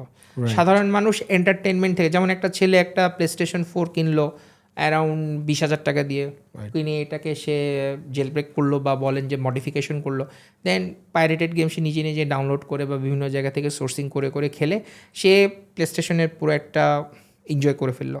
বাট এখন মনে করেন পাইরেসি অফ বাংলাদেশে যায়, ওই ছেলেটা জীবনে প্লেস্টেশন কেনার কথা চিন্তাই করবে না, কারণ ও কনসোল কিনে এনে বাসায় রাখবে, কিন্তু ওই গেমগুলো তো কিনতে পারতেছে না। এখন অনেকে বলে সেলে আসবে, কিন্তু একটা নতুন গেম আসে, হিউম্যান মাইন্ড তো, ধরেন FIFA 26 আসছে, ও ফুটবল খেলতে খুব পছন্দ করে, ওকে ও 300 টাকা দিয়ে FIFA 16 আনলেও ওর মাইন্ড FIFA 26 খেলার জন্য পড়ে থাকবে। মানুষের ক্ষেত্রে এই জিনিসটা খুব পড়ে। সো মানুষ চায় যে সব থেকে কমের মধ্যে বেস্ট যেভাবে পারা যায়। আর আমাদের দেশে বলেন যেহেতু এই পাইরেসি রিলেটেড ইস্যুসগুলো নিয়ে অতটা হালচাল হয় না, কারণ আমরা নিজেরাও মুভি টুভি সবাই বলেন টরেন্ট সাইট আছে, সো দেখে তো সবাই সিরিজগুলো ওভাবেই দেখে, খুব কমই আছে সাবস্ক্রিপশন। আর যারা আমাদেরকে নিয়ে আসলে এমন না যে আমরা ওই ডেভেলপারদের বিশাল ক্ষতি করে ফেলি, কারণ ওরা আমাদেরকে টার্গেটসই করে না, ওরা আমাদেরকে টার্গেটসই করে না। সো ওইটা বলতে পারেন যে এটা তাদের, বরঞ্চ এখানে আরও সনি কোম্পানির লাভ হয়, ওরা কনসোল এখানে বাল্ক অ্যামাউন্টে বেচে ভালো একটা প্রফিট করে, বিশাল প্রফিট করে।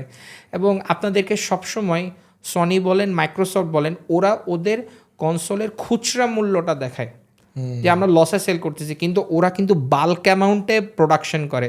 যেমন একটা আইফোন প্রোডাকশন করতে পিওর আইফোন 17 যদি বানান সর্বোচ্চ আপনার $25 যাবে, কারণ আপনি একটা দুইটা ফোন বানান না, আপনি মিলিয়ন মিলিয়ন ইউনিটস বানান। রাইট। কিন্তু যখন সেল করেন তখন খুচরা এমআরপি থেকে এক একটা ফোন $1,200 হয়ে যায়। বলে যে আপনি এখন ওগুলো মার্কেট থেকে একটা একটা করে কিনে নিয়ে আসলে দেখা যাবে আপনার $650-700 গেছে, কিন্তু আপনি যখন বাল্ক অ্যামাউন্টে বানাচ্ছেন তখন কিন্তু কস্টিংটা অনেক কমে যাচ্ছে, লেবার কস্ট। ওইভাবে ওরা হিউজ প্রফিট করে, যেটা আমরা চোখে দেখতে পারি না। True, understandable. পাইরেসি নিয়ে আর আসলে বলতে গেলে একটা কন্ট্রোভার্সি শেষ হবে না। আপনি যদি মনে করেন যে না আপনি পাইরেসি করে গেম এনজয় করতেছেন, ডু ইট। আপনি মনে না আমার ভালো লাগতেছে না, তাহলে আপনি আপনার নিজের সামর্থ্য অনুযায়ী গেম কিনে এনজয় করেন। বাট তাই বলে আরেকটা ছেলে পাইরেসি করে হোক বা যেভাবে হোক ধার দেনা করে ডিস্ক এনে হোক বা রেন্ট করে এনে হোক অফলাইন অ্যাক্টিভিশন করে হোক, তাকে আপনি কখনো ডিমোরালাইজ করবেন না। না না, সে অবভিয়াসলি তার মতো এনজয় করুক। অবভিয়াসলি রেন্টের কথাটা যেহেতু উঠে এসেছে, এখন কিন্তু অনেক জায়গাতেই দেখা যাচ্ছে যে কনসোলের সিডি রেন্ট করতে দেয়, রেন্ট করতে দেয়। হ্যাঁ, তাহলে তো ভালো একটা কোশ্চেন বলছেন, একটা কন্ট্রোভার্সিটা এখানে হয়ে যায়। পাইরেসির মূল উদ্দেশ্য হচ্ছে আমাকে ডেভেলপার, পাইরেসি না মানে হচ্ছে ডেভেলপারকে সাপোর্ট করা।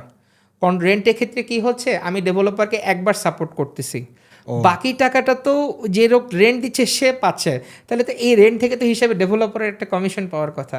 পাইরেসি আর রেন্টিংয়ের মধ্যে বা অফলাইন অ্যাক্টিভেশনে কিন্তু খুব একটা চেঞ্জ নাই বাংলাদেশের ক্ষেত্রে। তারপরে আমরা সবাই গেম খেলুক, দিস ইজ দ্য মূল মানে থট। কারণ একটা ভার্সিটি পড়ুয়া ছেলে ও এখন গেমস কেনার টাকা কই পাবে, এটা ওকে জিজ্ঞেস করেন, আমাকে না। আমি মনে করেন আমাকে ফ্যামিলি টানতে হয়, আলহামদুলিল্লাহ ভালো ইনকাম করি, বাট দ্যাট ডাজেন্ট মিন আমি এখন প্রতি মাসে আমি ধরেন আমি অ্যারাউন্ড PS4-এ 200+ গেমস খেলছি। 200 ইন্টু 60 কত হয়?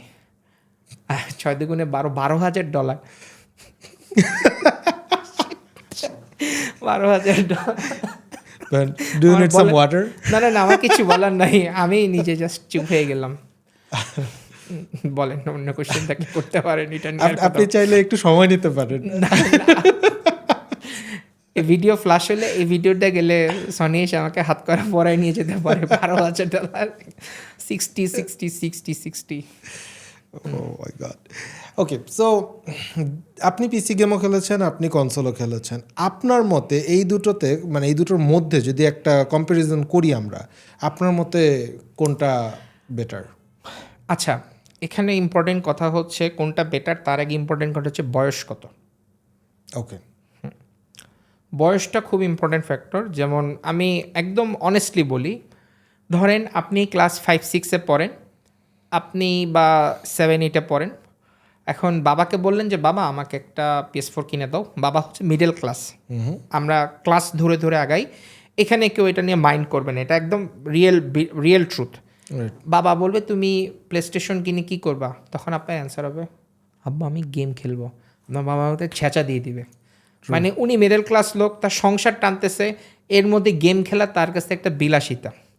তো দেখা যায় যে এই ক্ষেত্রে ওরা কি করে, ছেলে পেলে কী করে যে না থাক বাবাকে একটু বুঝাই, মাকে একটু বুঝাই, একটু অনলাইনে ক্লাস টাস আসে, একটা পিসি তারা ডেভেলপ করে ফেলে। এবং এটা আমার কথা নেই, এটা অনেক প্রমাণও আছে। রাইট। হ্যাঁ, এখন অনেকে আছে স্টাডি করে না আমি একটু ওল্ড গেমস খেলবো, কারণ প্লেস্টেশন 3 বলেন, এক্সবক্স 360 বলেন বা প্লেস্টেশন 2 বলেন, ওগুলোতে অনেক দারুণ দারুণ গেম আছে। ওগুলোর প্রাইস কিন্তু PS2 মনে হয় এখন মার্কেটে 2,500 থেকে 3,000 টাকায় পাওয়া যায় মড করা। PS2 ভাইয়া অনেক আগের, 2006-এর আগের, আই নো। অনেক আগের, এটা পাওয়া যায়। মোটামুটি ভালো ভালো গেম আছে।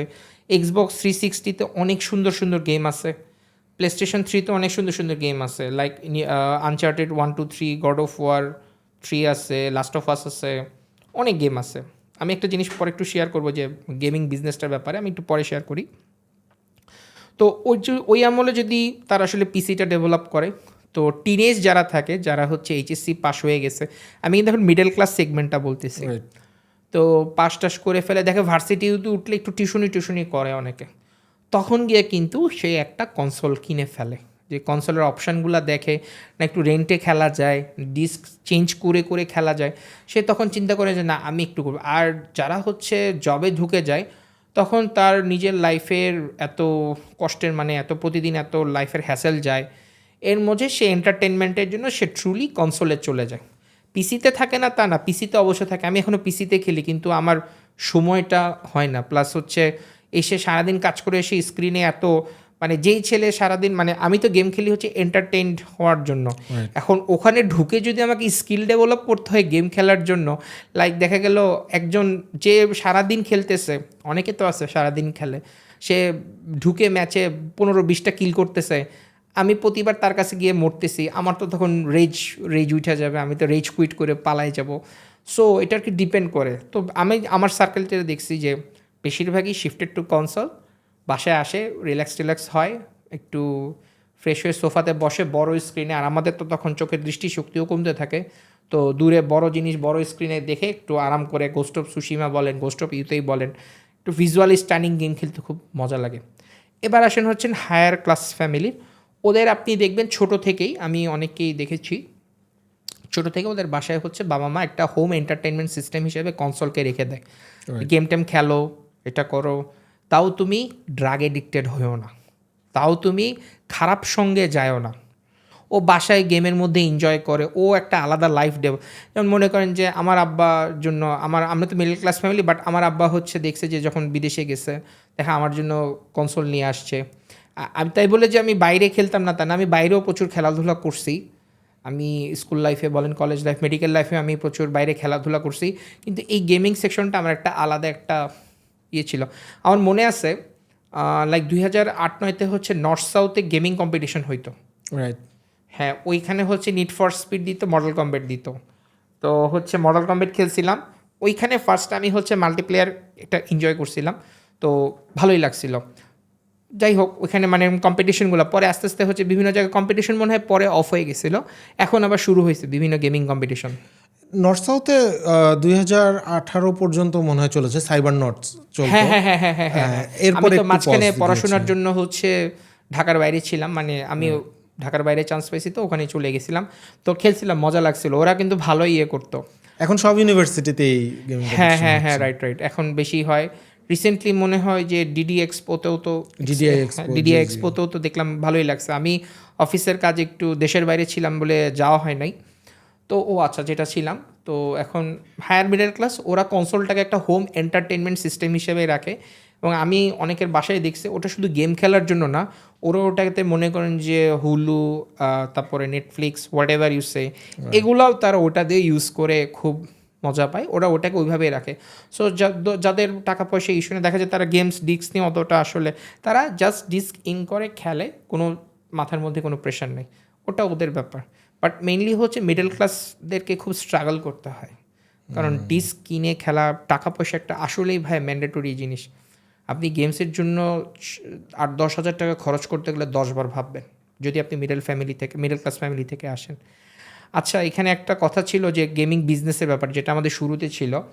আপনারা কেউ খেয়াল করেছেন কিনা, লাস্ট অফ আস 1 এই গেমটা কিন্তু সনি এটা দিয়ে কী পরিমাণ ইনকাম করছে, ইউ জাস্ট মানে আপনার মাথাটা ব্লোন আউট হয়ে যাবে। সে PS3-তে একবার ছাড়ছে, প্লেস্টেশন 4-এ লাস্ট অফ আস 1 রিমাস্টার্ড ছাড়ছে, প্লেস্টেশন 5-এ সে Last of Us 1 Last of Us Part 1 নামে আবার ছাড়ছে। এই একই গেম প্লেস্টেশন 3-তে বেচছে, 4-এ বেচছে, 5-এ বেচছে, আবার Last of Us Part 2 PlayStation 4-এ আসছে, আবার ইয়েতে হচ্ছে প্লেস্টেশনে আবার লাস্ট অফ আস পার্ট 2 মানে ওই যে রিমাস্টার্ড করে আবার ছাড়ছে, আবার Last of Us Part 1 part 2 মিলে একটা ছাড়ছে, এবং প্রতিবারই তারা এটা সেল করতে পারতেছে। মানে চিন্তা করেন, মানে গেমিং বিজনেসটা হিউজ। অনেকে হাস্যকর হতে পারে, কিন্তু হাসলে তো লাভ দেয়, দিন শেষে টাকা সনির পকেটেই ঢুকতেছে, এটা কিন্তু ওদের হিউজ মার্কেটিং একটা স্ট্র্যাটেজি। অনেকে কালেকশন করে, প্রচুর বিজনেস, এবং এই বিজনেসটা কী পরিমাণ ইনকাম করে আমরা কেউ ট্রেস করতে পারবো না। ট্রু, আইল বি অনেস্ট উইথ ইউ যে এক সময় কনসোল ছিল হচ্ছে একটা fashionable thing for every family. Even আমি একটা মধ্যবিত্ত ফ্যামিলি থেকে উঠে আসা, বাট আমার বাসাও PS1 ছিল। আইল বি অনেস্ট উইথ ইউ, একদম সেই 2003-04-এর কথা বলছি, তারও আগের। সো ওই টাইমে দেখা যেত যে আমি ব্যাটম্যান বিয়ন্ড নামের একটা গেম ছিল, সেটা অনেক খেলছি। ভেঞ্জেন্স ছিল, টারজান ছিল, টম এন্ড জেরি ছিল। আমার ছিল, আমার ফেভারিট গেম ছিল হচ্ছে জ্যাক্স সিরিজের PS2-তে। ওকে, এই PS2-তে তো আমরা নিড ফর স্পিড মোস্ট ওয়ান্টেডও খেলছিলাম। রাইট, হ্যাঁ, অনেকগুলোই ছিল। সো ওদের বিজনেসটা কিন্তু শুধুমাত্র যে এখন এসে হচ্ছে বা গেম সেলিংয়ে হচ্ছে এরকমটা না, এছাড়াও ওরা কিন্তু লাইক একদম ওদের কনসোল বাংলাদেশের মতো একটা দেশেই, তখন কিন্তু বাংলাদেশ মানে উন্নয়নশীলে যায়নি, অনুন্নত দেশ ছিল ওই সময়ই, প্রায় প্রত্যেক ঘরেই থাকতো প্লেস্টেশন 1 হোক প্লেস্টেশন 2 হোক, থাকতো। তো সেখানে মানে এইরকম একটা দেশ যদি এত সেল করতে পারে, জাস্ট ইম্যাজিন পুরো ওয়ার্ল্ড ওয়াইড কী অবস্থা। ওরা ওয়ার্ল্ডে প্রচুর সেল করে, মানে আনবিলিভেবল রেটে। ইভেন ইফ ইউ মানে আপনি যদি বিলিভ না করেন, একটা কথা বলি, US মিলিটারিতে একটা এক্সবক্স সিস্টেম তাদেরকে দেওয়া হয়। US মিলিটারিতে যারা যুদ্ধে যায়, ওদের এন্টারটেনমেন্ট সিস্টেমটা এক্সবক্স মানে 1 বলেন বা এক্সবক্স সিরিজ এস বলেন, ওইটা ওদের থাকে, হোম এন্টারটেনমেন্ট সিস্টেমে ওদের থাকেই। ওদের জন্য হচ্ছে যে এক্সবক্স গেম পাস $1 বলেন, যেটাই বলেন, এগুলো ওদের থাকে। ওরা একটা হোম এন্টারটেনমেন্ট। এখন মজার জিনিস হচ্ছে, ওরা যখন এক্সবক্সটা পায় তখন কিন্তু শুধু গেম খেলে না, নেটফ্লিক্স তেলে ওগুলোর সাবস্ক্রিপশন, হুলু ও অ্যামাজন, সবগুলোর সাবস্ক্রিপশন থেকে এক্সবক্স ইনকাম করতে থাকে। সবাই বলে যে এক্সবক্স হেরে গেছে, না, এক্সবক্স হোম এন্টারটেনমেন্ট সিস্টেম দিয়ে বিল্ড করে ফেলছে। নেটফ্লিক্স চালাচ্ছেন, সাবস্ক্রিপশনে এক্সবক্স পাইতে থাকে, এক্সবক্স সাবস্ক্রিপশনে, মানে ও রেন্টাল সিস্টেমটাকে এমনভাবে নিয়ে নিচ্ছে আপনি এটা ধরতেও পারবেন না। আর এক্সবক্সের ইউজার ইন্টারফেস খুবই ভালো, ফ্রেন্ডলি, বাচ্চাও চালাইতে পারবে, কমপ্লেক্স না, কিন্তু ওদের সিস্টেমটা খুবই আজ পর্যন্ত এক্সবক্সে ট্রুলি কোনো সিস্টেম ব্রিচ হয় নাই। এক্সবক্স 360-তে শুধু ওর যে ডিভিডি রুমটা, ওটা হচ্ছে হ্যাক হয়েছিল, কারণ ওই যে মাইক্রোসফট ওদের একটা এমপ্লয়িকে ফায়ার করছিল, তো রাগ করে ডিভিডির ব্লু প্রিন্ট ছেড়ে দিয়েছিল, তো ওইটা থেকে এক্সবক্স 360-টা পার্শিয়াল জেল ব্রেক হয়েছে, তখন ওটাতে পাইরেসি হয়েছে। কিন্তু এরপরের কিন্তু এক্সবক্স 1 থেকে কিন্তু কোনো পাইরেসি হয়নি। আর প্লেস্টেশন যতগুলো আসছে সব তো লিনাক্স বেসড ওএস, পাইরেসি হবেই। আর প্লেস্টেশন চায়ও পাইরেসি হইতে, তাহলে ওই যে বাংলাদেশ এরিয়াতে প্রচুর কনসোল সে সেল করতে পারবে, ও চায়ও পাইরেসি হোক, ওটা ও চাবেই। নিনটেন্ডো, আজ পর্যন্ত নিনটেন্ডোর এমন কোনো কনসোল নেই যেটা পাইরেসি হয় না, ও চায় পাইরেসি হোক। পাইরেসি হলে মানুষ কিনে ওর কনসোল বিক্রি করে ইনকাম করবে। আর ডেভেলপাররা ফোকাসই করে এই দেশ, যেমন জার্মানিতে ফোকাস করলে, জার্মানিতে তো পাইরেসি করলে পুলিশ এসে ধরে নিয়ে যাবে। যা ও ইউরোপিয়ান কান্ট্রি ফোকাস করে ওর প্রফিট পুরো উঠে নেয়, কেউ লসে কেউ সেল করে না, লস নাই, গেমিং বিজনেসে লস নাই। হ্যাঁ, এরকম আমি একটা জিনিস শুনেছিলাম যে লাইক নিজের গেম নিজেরাই মাঝে মাঝে হ্যাঁ ইচ্ছা হ্যাঁ করে হ্যাঁ, ক্র্যাক এটা ছাড়ে, এটা ক্র্যাক just ছাড়ে, এটা ক্র্যাক ছাড়ে, হ্যাঁ শুধুমাত্র হ্যাঁ, এটা ই হয়েছে করার জন্য, right? গেমে ক্র্যাক ছাড়ছে, নিজেরা নিজেরা ক্র্যাক ছেড়ে, এবং ক্র্যাক ছাড়ার পর ওই ক্র্যাক নামায়া টরেন্ট সাইট থেকে নামায়, এটা গেমটা নামার ঠিক মনে নাই, এটা মনে হয় এটা একটা 2D টাইপ একটা গেম ছিল। Right. নিজেরা ক্র্যাক ছাড়ছে, নিজেরা ক্র্যাক ছেড়ে ওরা এখন ওই ক্র্যাক খেলে সবার মাথা মুথা গরম, মাঝখানে ঝামেলা, পরে সবাই অরিজিনাল গেম কিনতেছিল। রাইট, ওই ক্র্যাকের মানে গেমের মাঝখানে কি হচ্ছে এমন এমন একটা একটা- ইন্ডিয়া হ্যাঁ, যেন হ্যাঁ, বন্ধ হ্যাঁ, হয়ে যায় গেমটা আর কি, আর খেলতে পারবে না, তখন সবার মাথা খারাপ হচ্ছে এতখানি খেলছি, এখন আই হ্যাঁ, নিড হ্যাঁ, to complete right. This. Even like এই ট্রিকটা কিন্তু লাইক মুভি ইন্ডাস্ট্রিতেও চালু করেছে, সিন যে বিভিন্ন জায়গায় দেখা যাচ্ছে যে মুভিটা হলে ছাড়া হয়েছে কিন্তু তারা ইউটিউবেও ছাড়ছে, কিন্তু ছেড়ে দেখা যাচ্ছে একদিনের জন্য রেখে এরপরে ওরা নামিয়ে দিচ্ছে, কারণ ম্যাক্সিমাম মানুষই আমরা হয়তো রেখে রেখে অনেকেই movie আছে দেখে। যে একবারে দেখে ফেলবো, বাট ম্যাক্সিমাম মানুষ কিন্তু রেখে রেখে দেখে, একটু হাফ অ্যান আওয়ার দেখলো বা 1 আওয়ার দেখলো, তারপর আবার রেখে দিল, হ্যাঁ, হ্যাঁ। আবার দেখবে, হঠাৎ করে দেখলো ইউটিউবে আর নাই, এখন কিভাবে দেখবে, তার তো ওই যে ক্রেভিংটা উঠেছে, দেখতেই Yes, হবে, exactly. তখন তারা মুভি হলটা প্রিফার করছে। যাই হোক, এই গেমিং বিজনেসটা একটা মাস্টার প্ল্যান, এটা মানে যেভাবে বলেন ওরা প্রফিট করবেই, এটা নিয়ে কোনো সন্দেহ নাই। তবে আমার আসলে খারাপ লাগে হচ্ছে স্টিমের জন্য। স্টিম ডেক কিন্তু একটা হ্যান্ডহেল্ড কনসোল বেশ ভালো বের করছিল, আমি ইউজ করে দেখেছিলাম, কিন্তু ওটা হচ্ছে একটু বাল্কি হওয়াতে, মানে আমি নিনটেন্ডো সুইচটা ক্যারি করি, ওটা বেশি বাল্কি হওয়াতে আমি নেইনি আর। তো রিসেন্টলি মনে হয় ভালভের একটা পিসি আসতেছে, ছোট কিউব শেপ বক্সের ভালভ পিসি। তো পিসিটা আসলে মনে হয় ভালোই হইতো, কম্প্যাক্ট পিসি, ছোট, বাট রিসেন্টলি র্যাম বলেন, স্টোরেজের যে দামটা বেড়ে গেছে, আমি আসলে কনফিউজ যে তারা কি আসলে ভালভ পিসিটা মার্কেটে ছাড়বে কি না, কারণ প্রাইস তাহলে অনেক বেশি, আমার যদি ক্রয় ক্ষমতার বাইরে চলে যায় তাহলে তো আমি ওই পিসিটার প্রতি অ্যাট্রাক্টেড হবে। তবে ভালভ পিসি যেটা আমি দেখলাম মূল্যই তারা হচ্ছে 1080p টু 1440p ফোকাসড, কিন্তু আমি যদি 1440p বা 1080pর একটা গেমিং পিসি সেট আপ বানাইতে যদি আমার 1.5-2 লাখ টাকা উঠে যায়, তাহলে তো আমি এটা কিনবো না। সো এটা কবে কি হয় না হয়। তবে আমি একটা বলি, আমি রিসেন্টলি অফিসের কাজে চায়না গিয়েছিলাম, ওখানে আমি পুরা ভালভ পিসির কপি চায়নাতে একটা ছোট পিসি দেখেছি, সেম সাইজ সেম কপি, মানে চায়না এমন একটা জায়গা, ওখানে ওরা সব কিছু মনে হয় আগে থেকে বানায় রাখছে, ভালভ পিসি বের হওয়ার 1-2 মাসের মধ্যে ওরা মনে হয় ওটা বের করে দেবে, মনে হইতেছে আর কি, জাস্ট বললাম আর কি। হ্যাঁ, এরকম একটা কন্ট্রোভার্সি কিন্তু হয়েছিল মাঝখানে, যে একজন বলেছিল যে চায়নাতে আইফোন বানাতে মাত্র $10 লাগে, এরকম একটা কন্ট্রোভার্সি কিন্তু হ্যাঁ হ্যাঁ হ্যাঁ, এসেছিল। না না না, আমি একটু আগে বললাম $25 ওরা হচ্ছে বলছেন, মাস প্রোডাকশন করে, লাইক Exactly. একটা ইউনিটকে ধরে ওরা বলে দেয় যে আমার হচ্ছে 20 মিলিয়ন ইউনিট লাগবে, রাইট।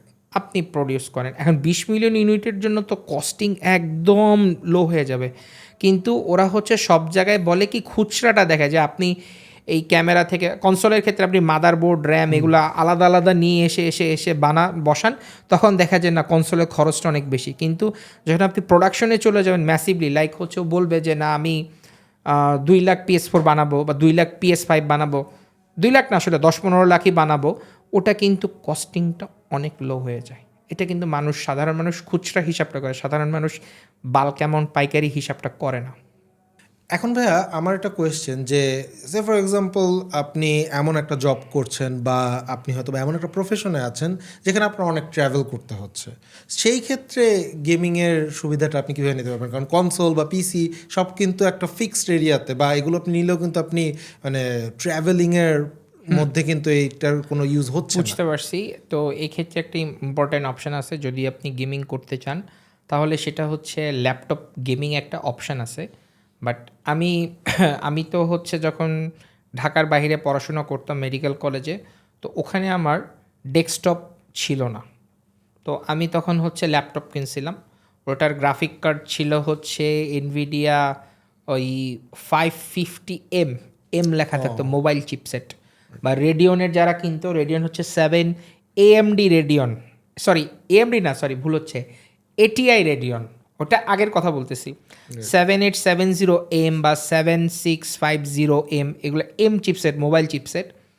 তো আমাদের মোটামুটি গেম খেলা হইতো, বাট প্রবলেম ইজ 1.5-2 বছর পরে এটা সমস্যা করতো। সো গেমিং ল্যাপটপ যারা নেন তারা হচ্ছে কিন্তু এই জিনিসটা মাথায় রাখতে হবে। হ্যাঁ, portability is a good option, ভালো, কিন্তু 2-3 বছর পরে দেখা যাচ্ছে হার্ডওয়্যারটা আগের মতো পারফর্ম করতেছে না। পিসি হার্ডওয়্যার কিন্তু হার্ডওয়ার্ক করার জন্য ডেভেলপ, আর ল্যাপটপগুলোতে আসলে সত্যি কথা বলতে হ্যাঁ গেমিং যেভাবে তারা অ্যাডভার্টাইজ করে, বাট আমি নিজে পরবর্তীতে আমি হচ্ছে ROG একটা সিরিজ কিনেছিলাম, রিপাবলিক অফ গেমার্সের একটা ল্যাপটপ কিনছিলাম, গেমিং ল্যাপটপটা 1,24,000 পড়ছিল, নিজের ইনকামে কিনছিলাম কারণ খেলা লাগতো। তো ওইটাতে দেখলাম হচ্ছে প্রথম 3 বছর খুব ভালোভাবে চলছে। দেন তা আমি যদি এখন 3 বছর পর পর 1.5 লাখ টাকা দিয়ে 2 লাখ টাকা দিয়ে গেমিং ল্যাপটপই খালি পাল্টাই, তো এটা আমার জন্য একটা হ্যাসেল হয়ে যায়। আর যারা জব করেন, জব পারপাসে থাকেন, বাইরে ট্যুর করে, তারা আসলে ল্যাপটপে গেম খেলে না।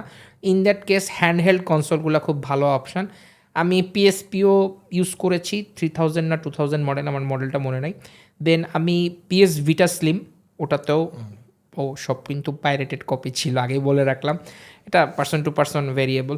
ওই PS Vita বলেন, তারপরে হচ্ছে নিনটেন্ডো সুইচ আসলো যখন, তখন নিনটেন্ডো সুইচটা আমি ইউজ করি রেগুলার।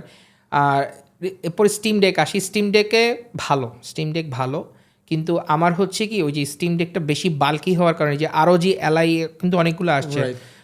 তারপর লিজিয়ন আসছে, এগুলো অনেক বাল্কি, এটা আমার পক্ষে ক্যারি করাটা একটু বেশি লাগছে। আরেকটা ব্যাপার হচ্ছে যেই গেমগুলো আমি পিসিতে খেলতেছি বা কনসোলে খেলতেছি, মানে PS4 PS5-এ খেলতেছি, সেম গেমগুলো আমি এখন হ্যান্ডহেল্ডে নিয়ে, তো আমি হচ্ছে একটু ডিফারেন্ট খুঁজতে যাই, like fun loving games, family oriented games, তখন আমি নিনটেন্ডোতে চলে যাই। নিনটেন্ডোর জেলডা বাইরে গেলেই বেশি খেলা হতো, মারিও অডিসি বা লুইজিস ম্যানশন, এগুলা মজার গেম, এগুলো অ্যাডভেঞ্চারে ভরা গেম, এগুলো মজার গেম, এগুলো এতটা সিরিয়াস না যে আমাকে স্টোরি, যেমন মনে করি আমি যখন উইচার 3 খেলছি, ট্রাস্ট মি, আমাকে ডায়লগ বাই ডায়লগ দেখে দেখে বুঝে বুঝে আমাকে মানে গেমটা স্টোরিটা বুঝছি, খুব ভালো লাগছে। বাট আমি এখন অন দ্য গোতে আছি। মারিও অডিসি এমন কোনো সিরিয়াস গেম না যে আমি 2-4টা লাইন স্কিপ করলে বা একটা সিনারি স্কিপ করলে আমি গেমের মূল স্টোরি থেকে সরে যাব। কিন্তু আমি যখন ডেজ গন খেলি, ওটার যদি আমি 2-4টা সিনারিও ডান বাম হয়ে যায়, আমি গেমের মূল স্টোরি থেকে পুরা ব্ল্যাঙ্ক স্পটে চলে যাব। সো এখন হচ্ছে সবাই হচ্ছে যে কনসোলগুলো ছোটো ছোটো নিনটেন্ডো লাইট ইউজ করে, আবার হচ্ছে রেট্রয়েড সিরিজ আসছে একটা, ছোট ছোট হ্যান্ডহেল্ড কনসোল, যেমন হচ্ছে রেট্রয়েড পকেট, তারপরে হচ্ছে রেট্রো রেট্রো আর্ক থাকে, মানে হ্যান্ডহেল্ড এরকম কনসোল রেট্রো গেমগুলো খেলার জন্য। ট্রিমুই আছে, তারপর হচ্ছে ট্রিমুই ব্লক আছে, ট্রিমুই স্মার্ট প্রো আছে, এরকম 8-10 হাজার টাকার মধ্যে ভালো ভালো কনসোল পাওয়া যায়, যেগুলোতে অনেকগুলো ইমুলেটর থাকে, 15-20টা ইমুলেটর একদম গেম টেম সহ থাকে। ওটা হ্যান্ডহেল্ড কিন্তু খুব মজার, কারণ PS2 গেম খেলা যায়। PS2 আমি হচ্ছে সুপারম্যান, শ্যাডো অফ অ্যাপোকালিপস এখনও আমি এই অন দ্য গোতে খেলি, PS2 ইমুলেটর দিয়ে, মজাই লাগে। তো যারা হচ্ছে এই যে দৌড়ের উপরে থাকে, মানে ট্রাভেল করেন, তাদের ক্ষেত্রে হচ্ছে নিনটেন্ডো সুইচ, ছোট ছোট যেগুলো আছে, সুইচ লাইট বলেন বা রেট্রয়েড, ট্রিমুই, এগুলো কিন্তু খুব ভালো। আর যদি না আপনি একটু অ্যাকশন প্যাচ, তাহলে আপনি স্টিম ডেক নিতে পারেন, অথবা হচ্ছে যে লিজিয়ন প্রো, ROG Ally অনেকগুলো আসছে আর কি। প্রাইসিংটা টোটালি আপ টু, যেটা আপনার বাজেটে ফিট করবে, যেটা আপনাকে পুরোপুরি হ্যাপি করতে পারবে, সেটা নেবেন। আপনার যদি মনে করেন যে না আপনার বাজেট ভালো আছে, তাহলে আপনি বড়টা নেন, কিন্তু তাই বলে আপনি আরেকজন কম দামিটা কিনছে বলে তাকে আপনি কখনো ডিমোরালাইজ করবেন না। আমাদের দেশে কিন্তু এটা একটা ব্যাড প্র্যাকটিস, কারণ আমাদের দেশে জাতীয় খেলা হচ্ছে হাডুডু, সবাই একজন উঠতে থাকলে সবাই মিলে তাকে লেগ পুলিং করে। আন্ডারস্ট্যান্ডেবল। এখানে আপনি যেহেতু নিনটেন্ডো সুইচের কথা বললেন, সো আই মাস্ট আস্ক যে একটা লেজেন্ডারি গেম, একটা না ঠিক পুরো সিরিজটাই, পোকেমনের, এটা কি খেলা হয়েছে আপনার? আচ্ছা, পোকেমন আমি ফার্স্ট, সত্যি কথা বলতে পোকেমন আমি ফার্স্ট দেখছি হচ্ছে 21শে টিভিতে, ইটিভি ছিল না তখন, রাইট। এই ইটিভিতে পোকেমন দেখাইতো, ওই যে মাস্টার অফ পোকেমন, হ্যাঁ, তো পিকাচু ছিল, ওইটা একটা ক্যারেক্টার ছিল, ওটা পরে টাইম ট্রাভেল করে আইসে আবার নিজে, পিকাচুর কিন্তু অরিজিন দেখায় না, ওটা আলাদা ব্যাপার, পরে শেয়ার করবো একদিন। তো আমি হচ্ছে পোকেমন খেলতাম, কিন্তু পোকেমন আমার হচ্ছে ওইভাবে টানতো না। আমি কয়েকটা খেলে দেখছি, বাট ওইভাবে টানে নাই। আমাকে মেনলি টানতে হচ্ছে ডোরেমন। ডোরেমন কিন্তু যথেষ্ট মজার গেম, মানে জাপানি অ্যাডভেঞ্চারের মধ্যে ডোরেমনটা আমার কাছে ভালো লাগছে। I am not a Pokemon fan, so এটা নিয়ে আসলে কেউ মাইন্ড করার কিছু নাই, আমি ওভাবে পোকেমন খেলিও নি। আন্ডারস্ট্যান্ডেবল। ওকে, সো এখানে এই ক্ষেত্রে একটা কিন্তু বিষয় আসে যে আমরা যদি মাল্টিপ্লেয়ারের কথা বলি বা ল্যাপটপের কথাও যদি বলি, যেই গেমগুলো আমরা খেলছি আপাততর জন্য আমরা একটু সাইডে রাখলাম পাইরেসির বিষয়টা, আপাতত আমরা ধরছি যে স্টিম রিলেটেড গেম বা স্টিমে বা এপিকে আমরা যে গেমগুলো খেলে থাকি বা অরিজিনে, এগুলো কিন্তু ল্যাপটপে যখন আমরা খেলছি বা ট্রাভেলিংয়ের সময় খেলছি তখন কিন্তু ইন্টারনেট কানেকশনটা প্রয়োজন হয়। কিন্তু এই ক্ষেত্রে আমরা যখন এই যে নিনটেন্ডো সুইচ বলেন বা পিএসপি বলেন এগুলোতে কিন্তু সেই ঝামেলাটা নেই। হ্যাঁ, হয়তোবা এখন যদি আমরা স্টিম ডেকের কথা বলি সেগুলোতে আছে, সেগুলোতে হয়তোবা লাগে। ইন্টারনেট কানেকশনটা আসলে নিনটেন্ডোতে ওভাবে মানে স্টোরি বেসড গেম তো কখনোই লাগে নিনটেন্ডোতে মাল্টিপ্লেয়ার সিস্টেমটা ওভাবে ওরা ডেভেলপও করে নাই। না। ওদের মাল্টিপ্লেয়ার সিস্টেম অনলাইন সাপোর্ট ওয়ার্ল্ডে সব থেকে জঘন্য। ট্রু। অ্যান্ড যেটা মেনলি কোয়েশ্চেন ছিল যে আমরা ল্যাপটপে যদি সিঙ্গেল প্লেয়ার গেমও খেলতে যাই তখনও কিন্তু আমাদের ইন্টারনেট লাগছে, কারণ আমরা কিন্তু একটা প্ল্যাটফর্মের থ্রুতে খেলছি এবং ইন্টারনেট ছাড়া আপনি স্টিম লোড করতে পারবেন না, আপনি কোনো কিছুই লোড করতে পারবেন না। সো সেই ক্ষেত্রে এইখানে মডেম ইউজ করে হটস্পট দিয়ে জাস্ট কানেক্ট, যেমন এরকম হচ্ছে অফলাইন অ্যাক্টিভেশনটা অফলাইন যেভাবে অ্যাক্টিভেট করে দেয় ওইভাবে করে করে খেলা যায় তো। হ্যাঁ, সেভাবে খেলা যায়, which leads to actually piracy. Ultimately ওই দিকেই চলে যাই আমরা। এই জন্য ওই পার্টটাকে আগেই বলে রেখেছি যে ওইটাকে সাইডে রেখে যদি আমরা কথা বলি সেই ক্ষেত্রে। এটা ছাড়াও যদি মাল্টিপ্লেয়ারের ক্ষেত্রে আসি, আমরা যদি একটু ইন্টারনেট কানেকশনের কথা বলি, বাংলাদেশের ইন্টারনেট কানেকশনের কথা, ইন্টারনেটের কানেকশন প্লাস হচ্ছে এপিএস এগুলোর জন্য কিন্তু আমরা অনেক প্রফেশনাল গেম থেকে পিছিয়ে পড়ছি। এই বিষয়ে আপনার কি মতামত? ইন্টারনেট কানেকশন তো যে কোনো সময় কাট হয়ে যেতে পারে, সো এটার আসলে কোনো ভরসা নাই। কিছু বলার নাই আমার আসলে। বাংলাদেশে যদি আপনি আসলে কি ইন্টারনেট কানেকশনের জন্য বলছেন না প্রফেশনাল গেমার, কোনটাকে ফোকাস করতে চাচ্ছেন আমাকে আমি বলেন। এখানে ফোকাস করতে চাচ্ছি মূলত ইন্টারনেটটার কারণে আমরা আচ্ছা। কিভাবে আসলে মানে ডিগ্রেড বাংলাদেশের যে অবস্থা সেটা হচ্ছে আজ থেকে কয়েক বছর আগেও ইন্টারনেটে হচ্ছে দেখা যেত কি এনএটি টাইপ, আমরা যখন কনসোল দিয়ে ঢুকতাম এনএটি টাইপটা কোনো কোনো ক্ষেত্রে টাইপ 3 দেখাইতো এবং এক্সবক্সের ক্ষেত্রে স্ট্রিক্ট দেখাইতো। যদিও আইএসপির আমাদের কাছে এসে বলতো এটা স্যার রিয়েল আইপি, এটা ওপেন পোর্ট সব ওপেন, কিন্তু কনসোলে ডিটেক্ট হইতো এটা স্ট্রিক্ট, এনএটি টাইপটা স্ট্রিক্ট করে, মানে ওরা আমাদেরকে মনে করেন একটা মানে একটা ইয়ের মধ্যে ইলুশনের মধ্যে রাখার চেষ্টা করতো। বাট দেখা যেত এখন মনে হয় একটু ডেভেলপ হয়েছে, কিছু কিছু কোম্পানি ডেডিকেটেড আইপি দেয়, বাট ওটা শুধুমাত্র ডেস্কটপ এর জন্য, মানে আপনি কিন্তু হচ্ছে ইয়ের ব্যাপারটা ওই অন দ্য গোতে আপনি ওভাবে মডেম ছাড়া বা মোবাইলের হটস্পট দেখবেন যে আপনি খুব গুরুত্বপূর্ণ ম্যাচে হটস্পট দিয়ে খেলতে এই সময় একটা ফোন আসলো, খেলা শেষ। মোবাইলে মানে অন দ্য গোতে আসলে অনলাইনে খেলাটা খুবই টাফ কম্পিটিটিভ হলে, শুধুমাত্র ল্যান্ডলাইনটাই সিকিউর থাকে, তাও যে কোনো সময় কেটে দিতে পারে, এটার কোনো ইয়ে নাই। আর হচ্ছে আগের একটা ব্যাপার ছিল, আগে তো হচ্ছে ডিস্ক ছাড়া বা গেম ডাউনলোড করে খেলাটা খুব হ্যাসেল ছিল, লাইক এখন যেমন এখন যেমন হচ্ছে আপনার 4 থেকে 6 ঘন্টায় 100 গিগাবাইট ডাউনলোড করা যায়। আগে এই 100 জিবি নামাইতে আমার 5-6 দিন পিসি অন রাখা লাগতো। সো এখন স্পিডটা যথেষ্ট ভালো হয়েছে, মানে ওয়ার্ল্ডের অন্যান্য দেশের হিসাব করলে ভালো, বাট আমরা আসলে অনেক পিছিয়ে রয়েছি। এবং এই যে রিয়েল আইপি বা এই ওপেন পোর্ট এটার ডেলুলুটা না, মানে এটার যে আসলে কনফিউশনটা না, এটা আমাদেরকে এসে কীভাবে বুঝায় টুঝে দিয়ে যে I am not a computer genius or something like that. আমি নিজের লোকাল এক্সপিরিয়েন্স থেকে যেটা দেখছি যে আমাকে বলতেছে আইপিটা রিয়েল, আইপিটাতে সব পোর্ট ওপেন, কিন্তু আমি কনসোলে লাগালে দেখি নেট টাইপ স্ট্রিক্ট দেখায়, নেট ওপেন থাকলে না হয় সব পোর্ট ওপেন মানতো, কিন্তু ওরা আবার এটা এসে স্বীকার টিকার করে না, এটাই আর কি। ইভেন আমাকে বলছে ডাইরেক্ট লাগান, ঠিক আছে আমি ওয়াইফাই থেকে খুলে ডাইরেক্ট লাগাই দেখছি নেট স্ট্রিক্ট, তাহলে আর কি হলো। সো নেটের ব্যাপারটা নিয়ে আসলে আমিও কনফিউজ থাকি, তবে বাসায় বসে বা যেগুলো স্পোর্টস হচ্ছে ওখানে তো ডেডিকেটেড সার্ভার থাকে, ওখানে স্মুথলি খেলা যায়, বাট অন দ্য গোতে আপনি পারবেন না ওভাবে, ওই জন্য অফলাইন গেমগুলো অন দ্য গোতে ভালো ইয়ে চলে আর কি। এখানে মূলত যেই বিষয়টা যে স্পিড, ইন্টারনেট স্পিডের সাথে কিন্তু এই যে প্যাকেট লস বা প্যাকেট লসটা বেশি হয়, পাবজিতে প্রচুর প্যাকেট লস হয়। শুধু পাবজি না, আমি ওই আসলে কি উপরে ডাটা দেখাই তো ওই সময় একটু বুঝতে পারছি ভালোই প্যাকেট লস হইতেছে আমার, অন্য গেমগুলোতে ওভাবে লসের জন্য মনে হয় কোনো ইয়ে দেখায় না। আইকনটা ইয়াটা দেখায় ভ্যালোরেন্ট আছে, ডটা আছে, ডটা 2 আচ্ছা, এগুলোতে সবগুলোতেই দেখায়, সিএস এ দেখায়, ভ্যালোরেন্ট সবগুলোতেই দেখায়। অতিরিক্ত মানে কালারফুল, তো আমার হচ্ছে একটু সমস্যা হয়ে যায় আর কি, আমি ওভাবে মানে খেলিনি ওভাবে। সিএস গোটাও খেলতাম। CS:GO তেও দেখাতো, যে এখন CS2 চলছে, CS2 তেও দেখায়, একটা কনসোলে গিয়ে একটা অপশন অন করে দিতে হয়, তাহলে এটা দেখায়। তো এই দিক দিয়ে কিন্তু দেখা যাচ্ছে যে বাংলাদেশ আসলে এই মাল্টিপ্লেয়ার গেমগুলোতে অনেক পিছিয়ে যাচ্ছে শুধুমাত্র এই ইন্টারনেটের কারণেই। এটা ওয়ান অফ দ্য ইন্টারনেটের কারণ, তারপরে ফাইন্যান্সিয়াল ব্যাপার থাকে। ফাইন্যান্সিয়াল। আমি ধরেন আমি আজকে বাসায় যে বললাম যে আমি জব টপ করবো না, আমি প্রফেশনাল গেমার হব, তো বাসা থেকে আমাকে ততক্ষণ পর্যন্ত সাপোর্ট দিবে যতক্ষণ না আমি ইনকাম করে আমার ফ্যামিলিকে সাপোর্ট দিতে পারবো। Right, right. সো এক্ষেত্রে দেখা যায় যে অনেকে ইচ্ছা থাকা সত্ত্বেও ও হচ্ছে মানে প্রফেশনাল গেমার যেটা, এটা কিন্তু, এবং প্রফেশনাল গেমার কিন্তু ওই সারাদিন পিসির সামনে বসে থেকে আপনি গেম খেলে কিন্তু প্রফেশনাল গেমার হবেন না। ওদের প্রচুর ট্রেনিং হয়, ওদের বডি ফিটনেস, ফিজিক্যাল এক্সারসাইজ অনেক কিছু হয়, ওদের রিফ্লেক্স ট্রেনিং হয়, ওদের লাইট মানে এগুলো ফটোসেন্সিটিভিটি টেস্ট হয়, অনেক কিছু হয়। আপনি ইন্টারন্যাশনাল ম্যাচগুলো যদি দেখেন, আমাদের দেশে তো টিম ওয়ার্ক ওভাবে হয় না, মানে স্পোর্টস যেগুলোতে হয় ওভাবে টিম ওয়ার্ক হয় না। একটা গ্রুপে একটা মেম্বার থাকবে যে লিডার বলছে যায়ও না, সে আগে চলে যাবে, সে এই যে কি বলে চুল পাকনা টাইপ পোলাপান থাকে না, সে টাস করে আগে দৌড় দিয়ে মরে যাবে, তারপর একটু পর বল ভাই আমাকে রিভাইভ দেন।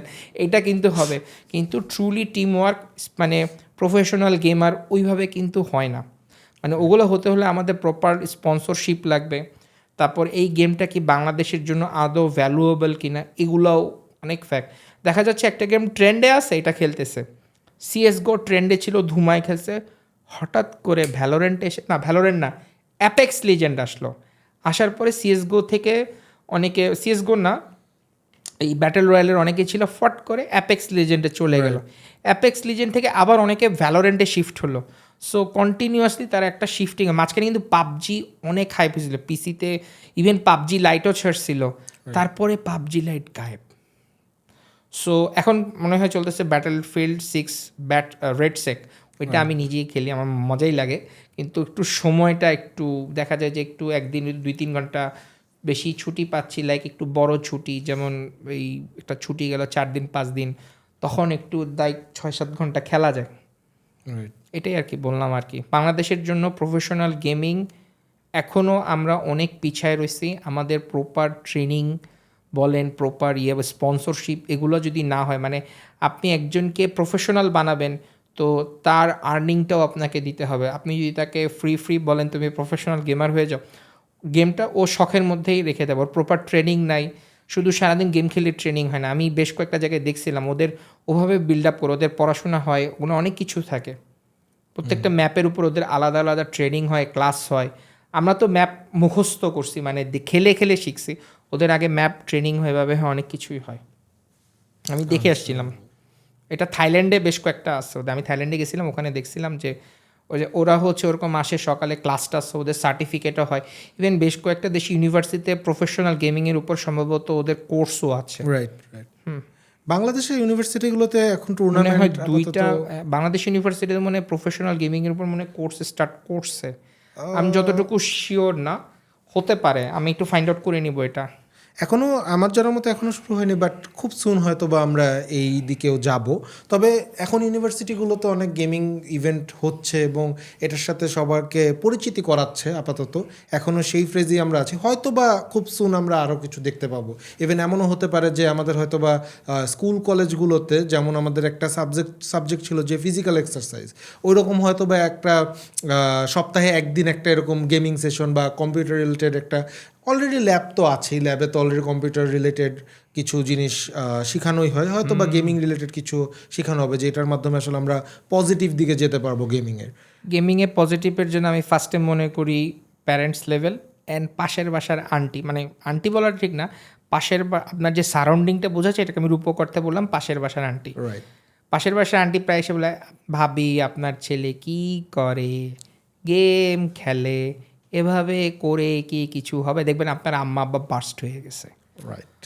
এটা হচ্ছে যেমন আমি যখন হচ্ছে হ্যাঁ, সো আশপাশ থেকে যখন এই যে ইনফ্লুয়েন্সটা আসবে, ভাবি আমার ছেলেও তো গেম খেলে, তার ছেলে গেম খেললে সমস্যা নাই, বাট আপনার ছেলে গেম খেললে খুব সমস্যা। যেমন আমি অনেস্টলি বলি, আমার যখন এসএসসি পরীক্ষা চলে, আমার বাসায় আব্বার পিসি, ওটার পাসওয়ার্ড আমি জানি না, আব্বা ওপেন করতে দিলে করতে দিত। আমার বাসায় ওই পিসি বিক্রি করার জন্য পাশের বাসার লোক উপচায় পড়ছিল যে আপনার যদি পিসিটা বিক্রি না করেন আপনার ছেলে তো A+ই পাবে না। পরে মজার জিনিস হচ্ছে আমি A+ পাইছিলাম, ওনার ছেলে A+ মিস করে গেছিল। এটাই বললাম আর কি। সো পাশের বাসা বলাটা না, সারাউন্ডিংস।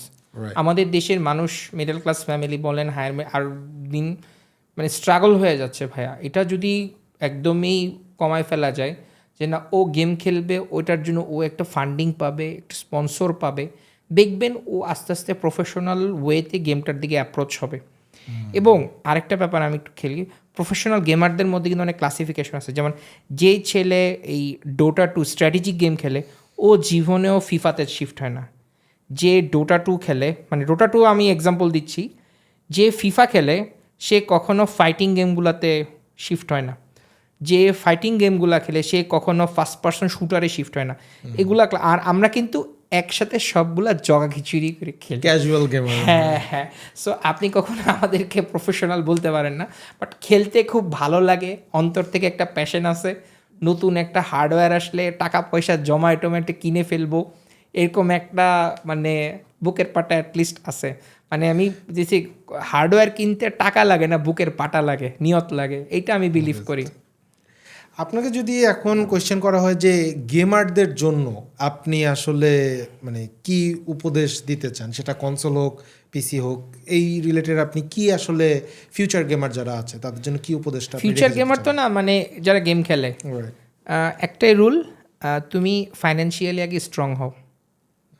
কারণ তোমার নিজের হার্ডওয়্যার তোমার আব্বা সারাটা জীবন কিনে দিবেন না।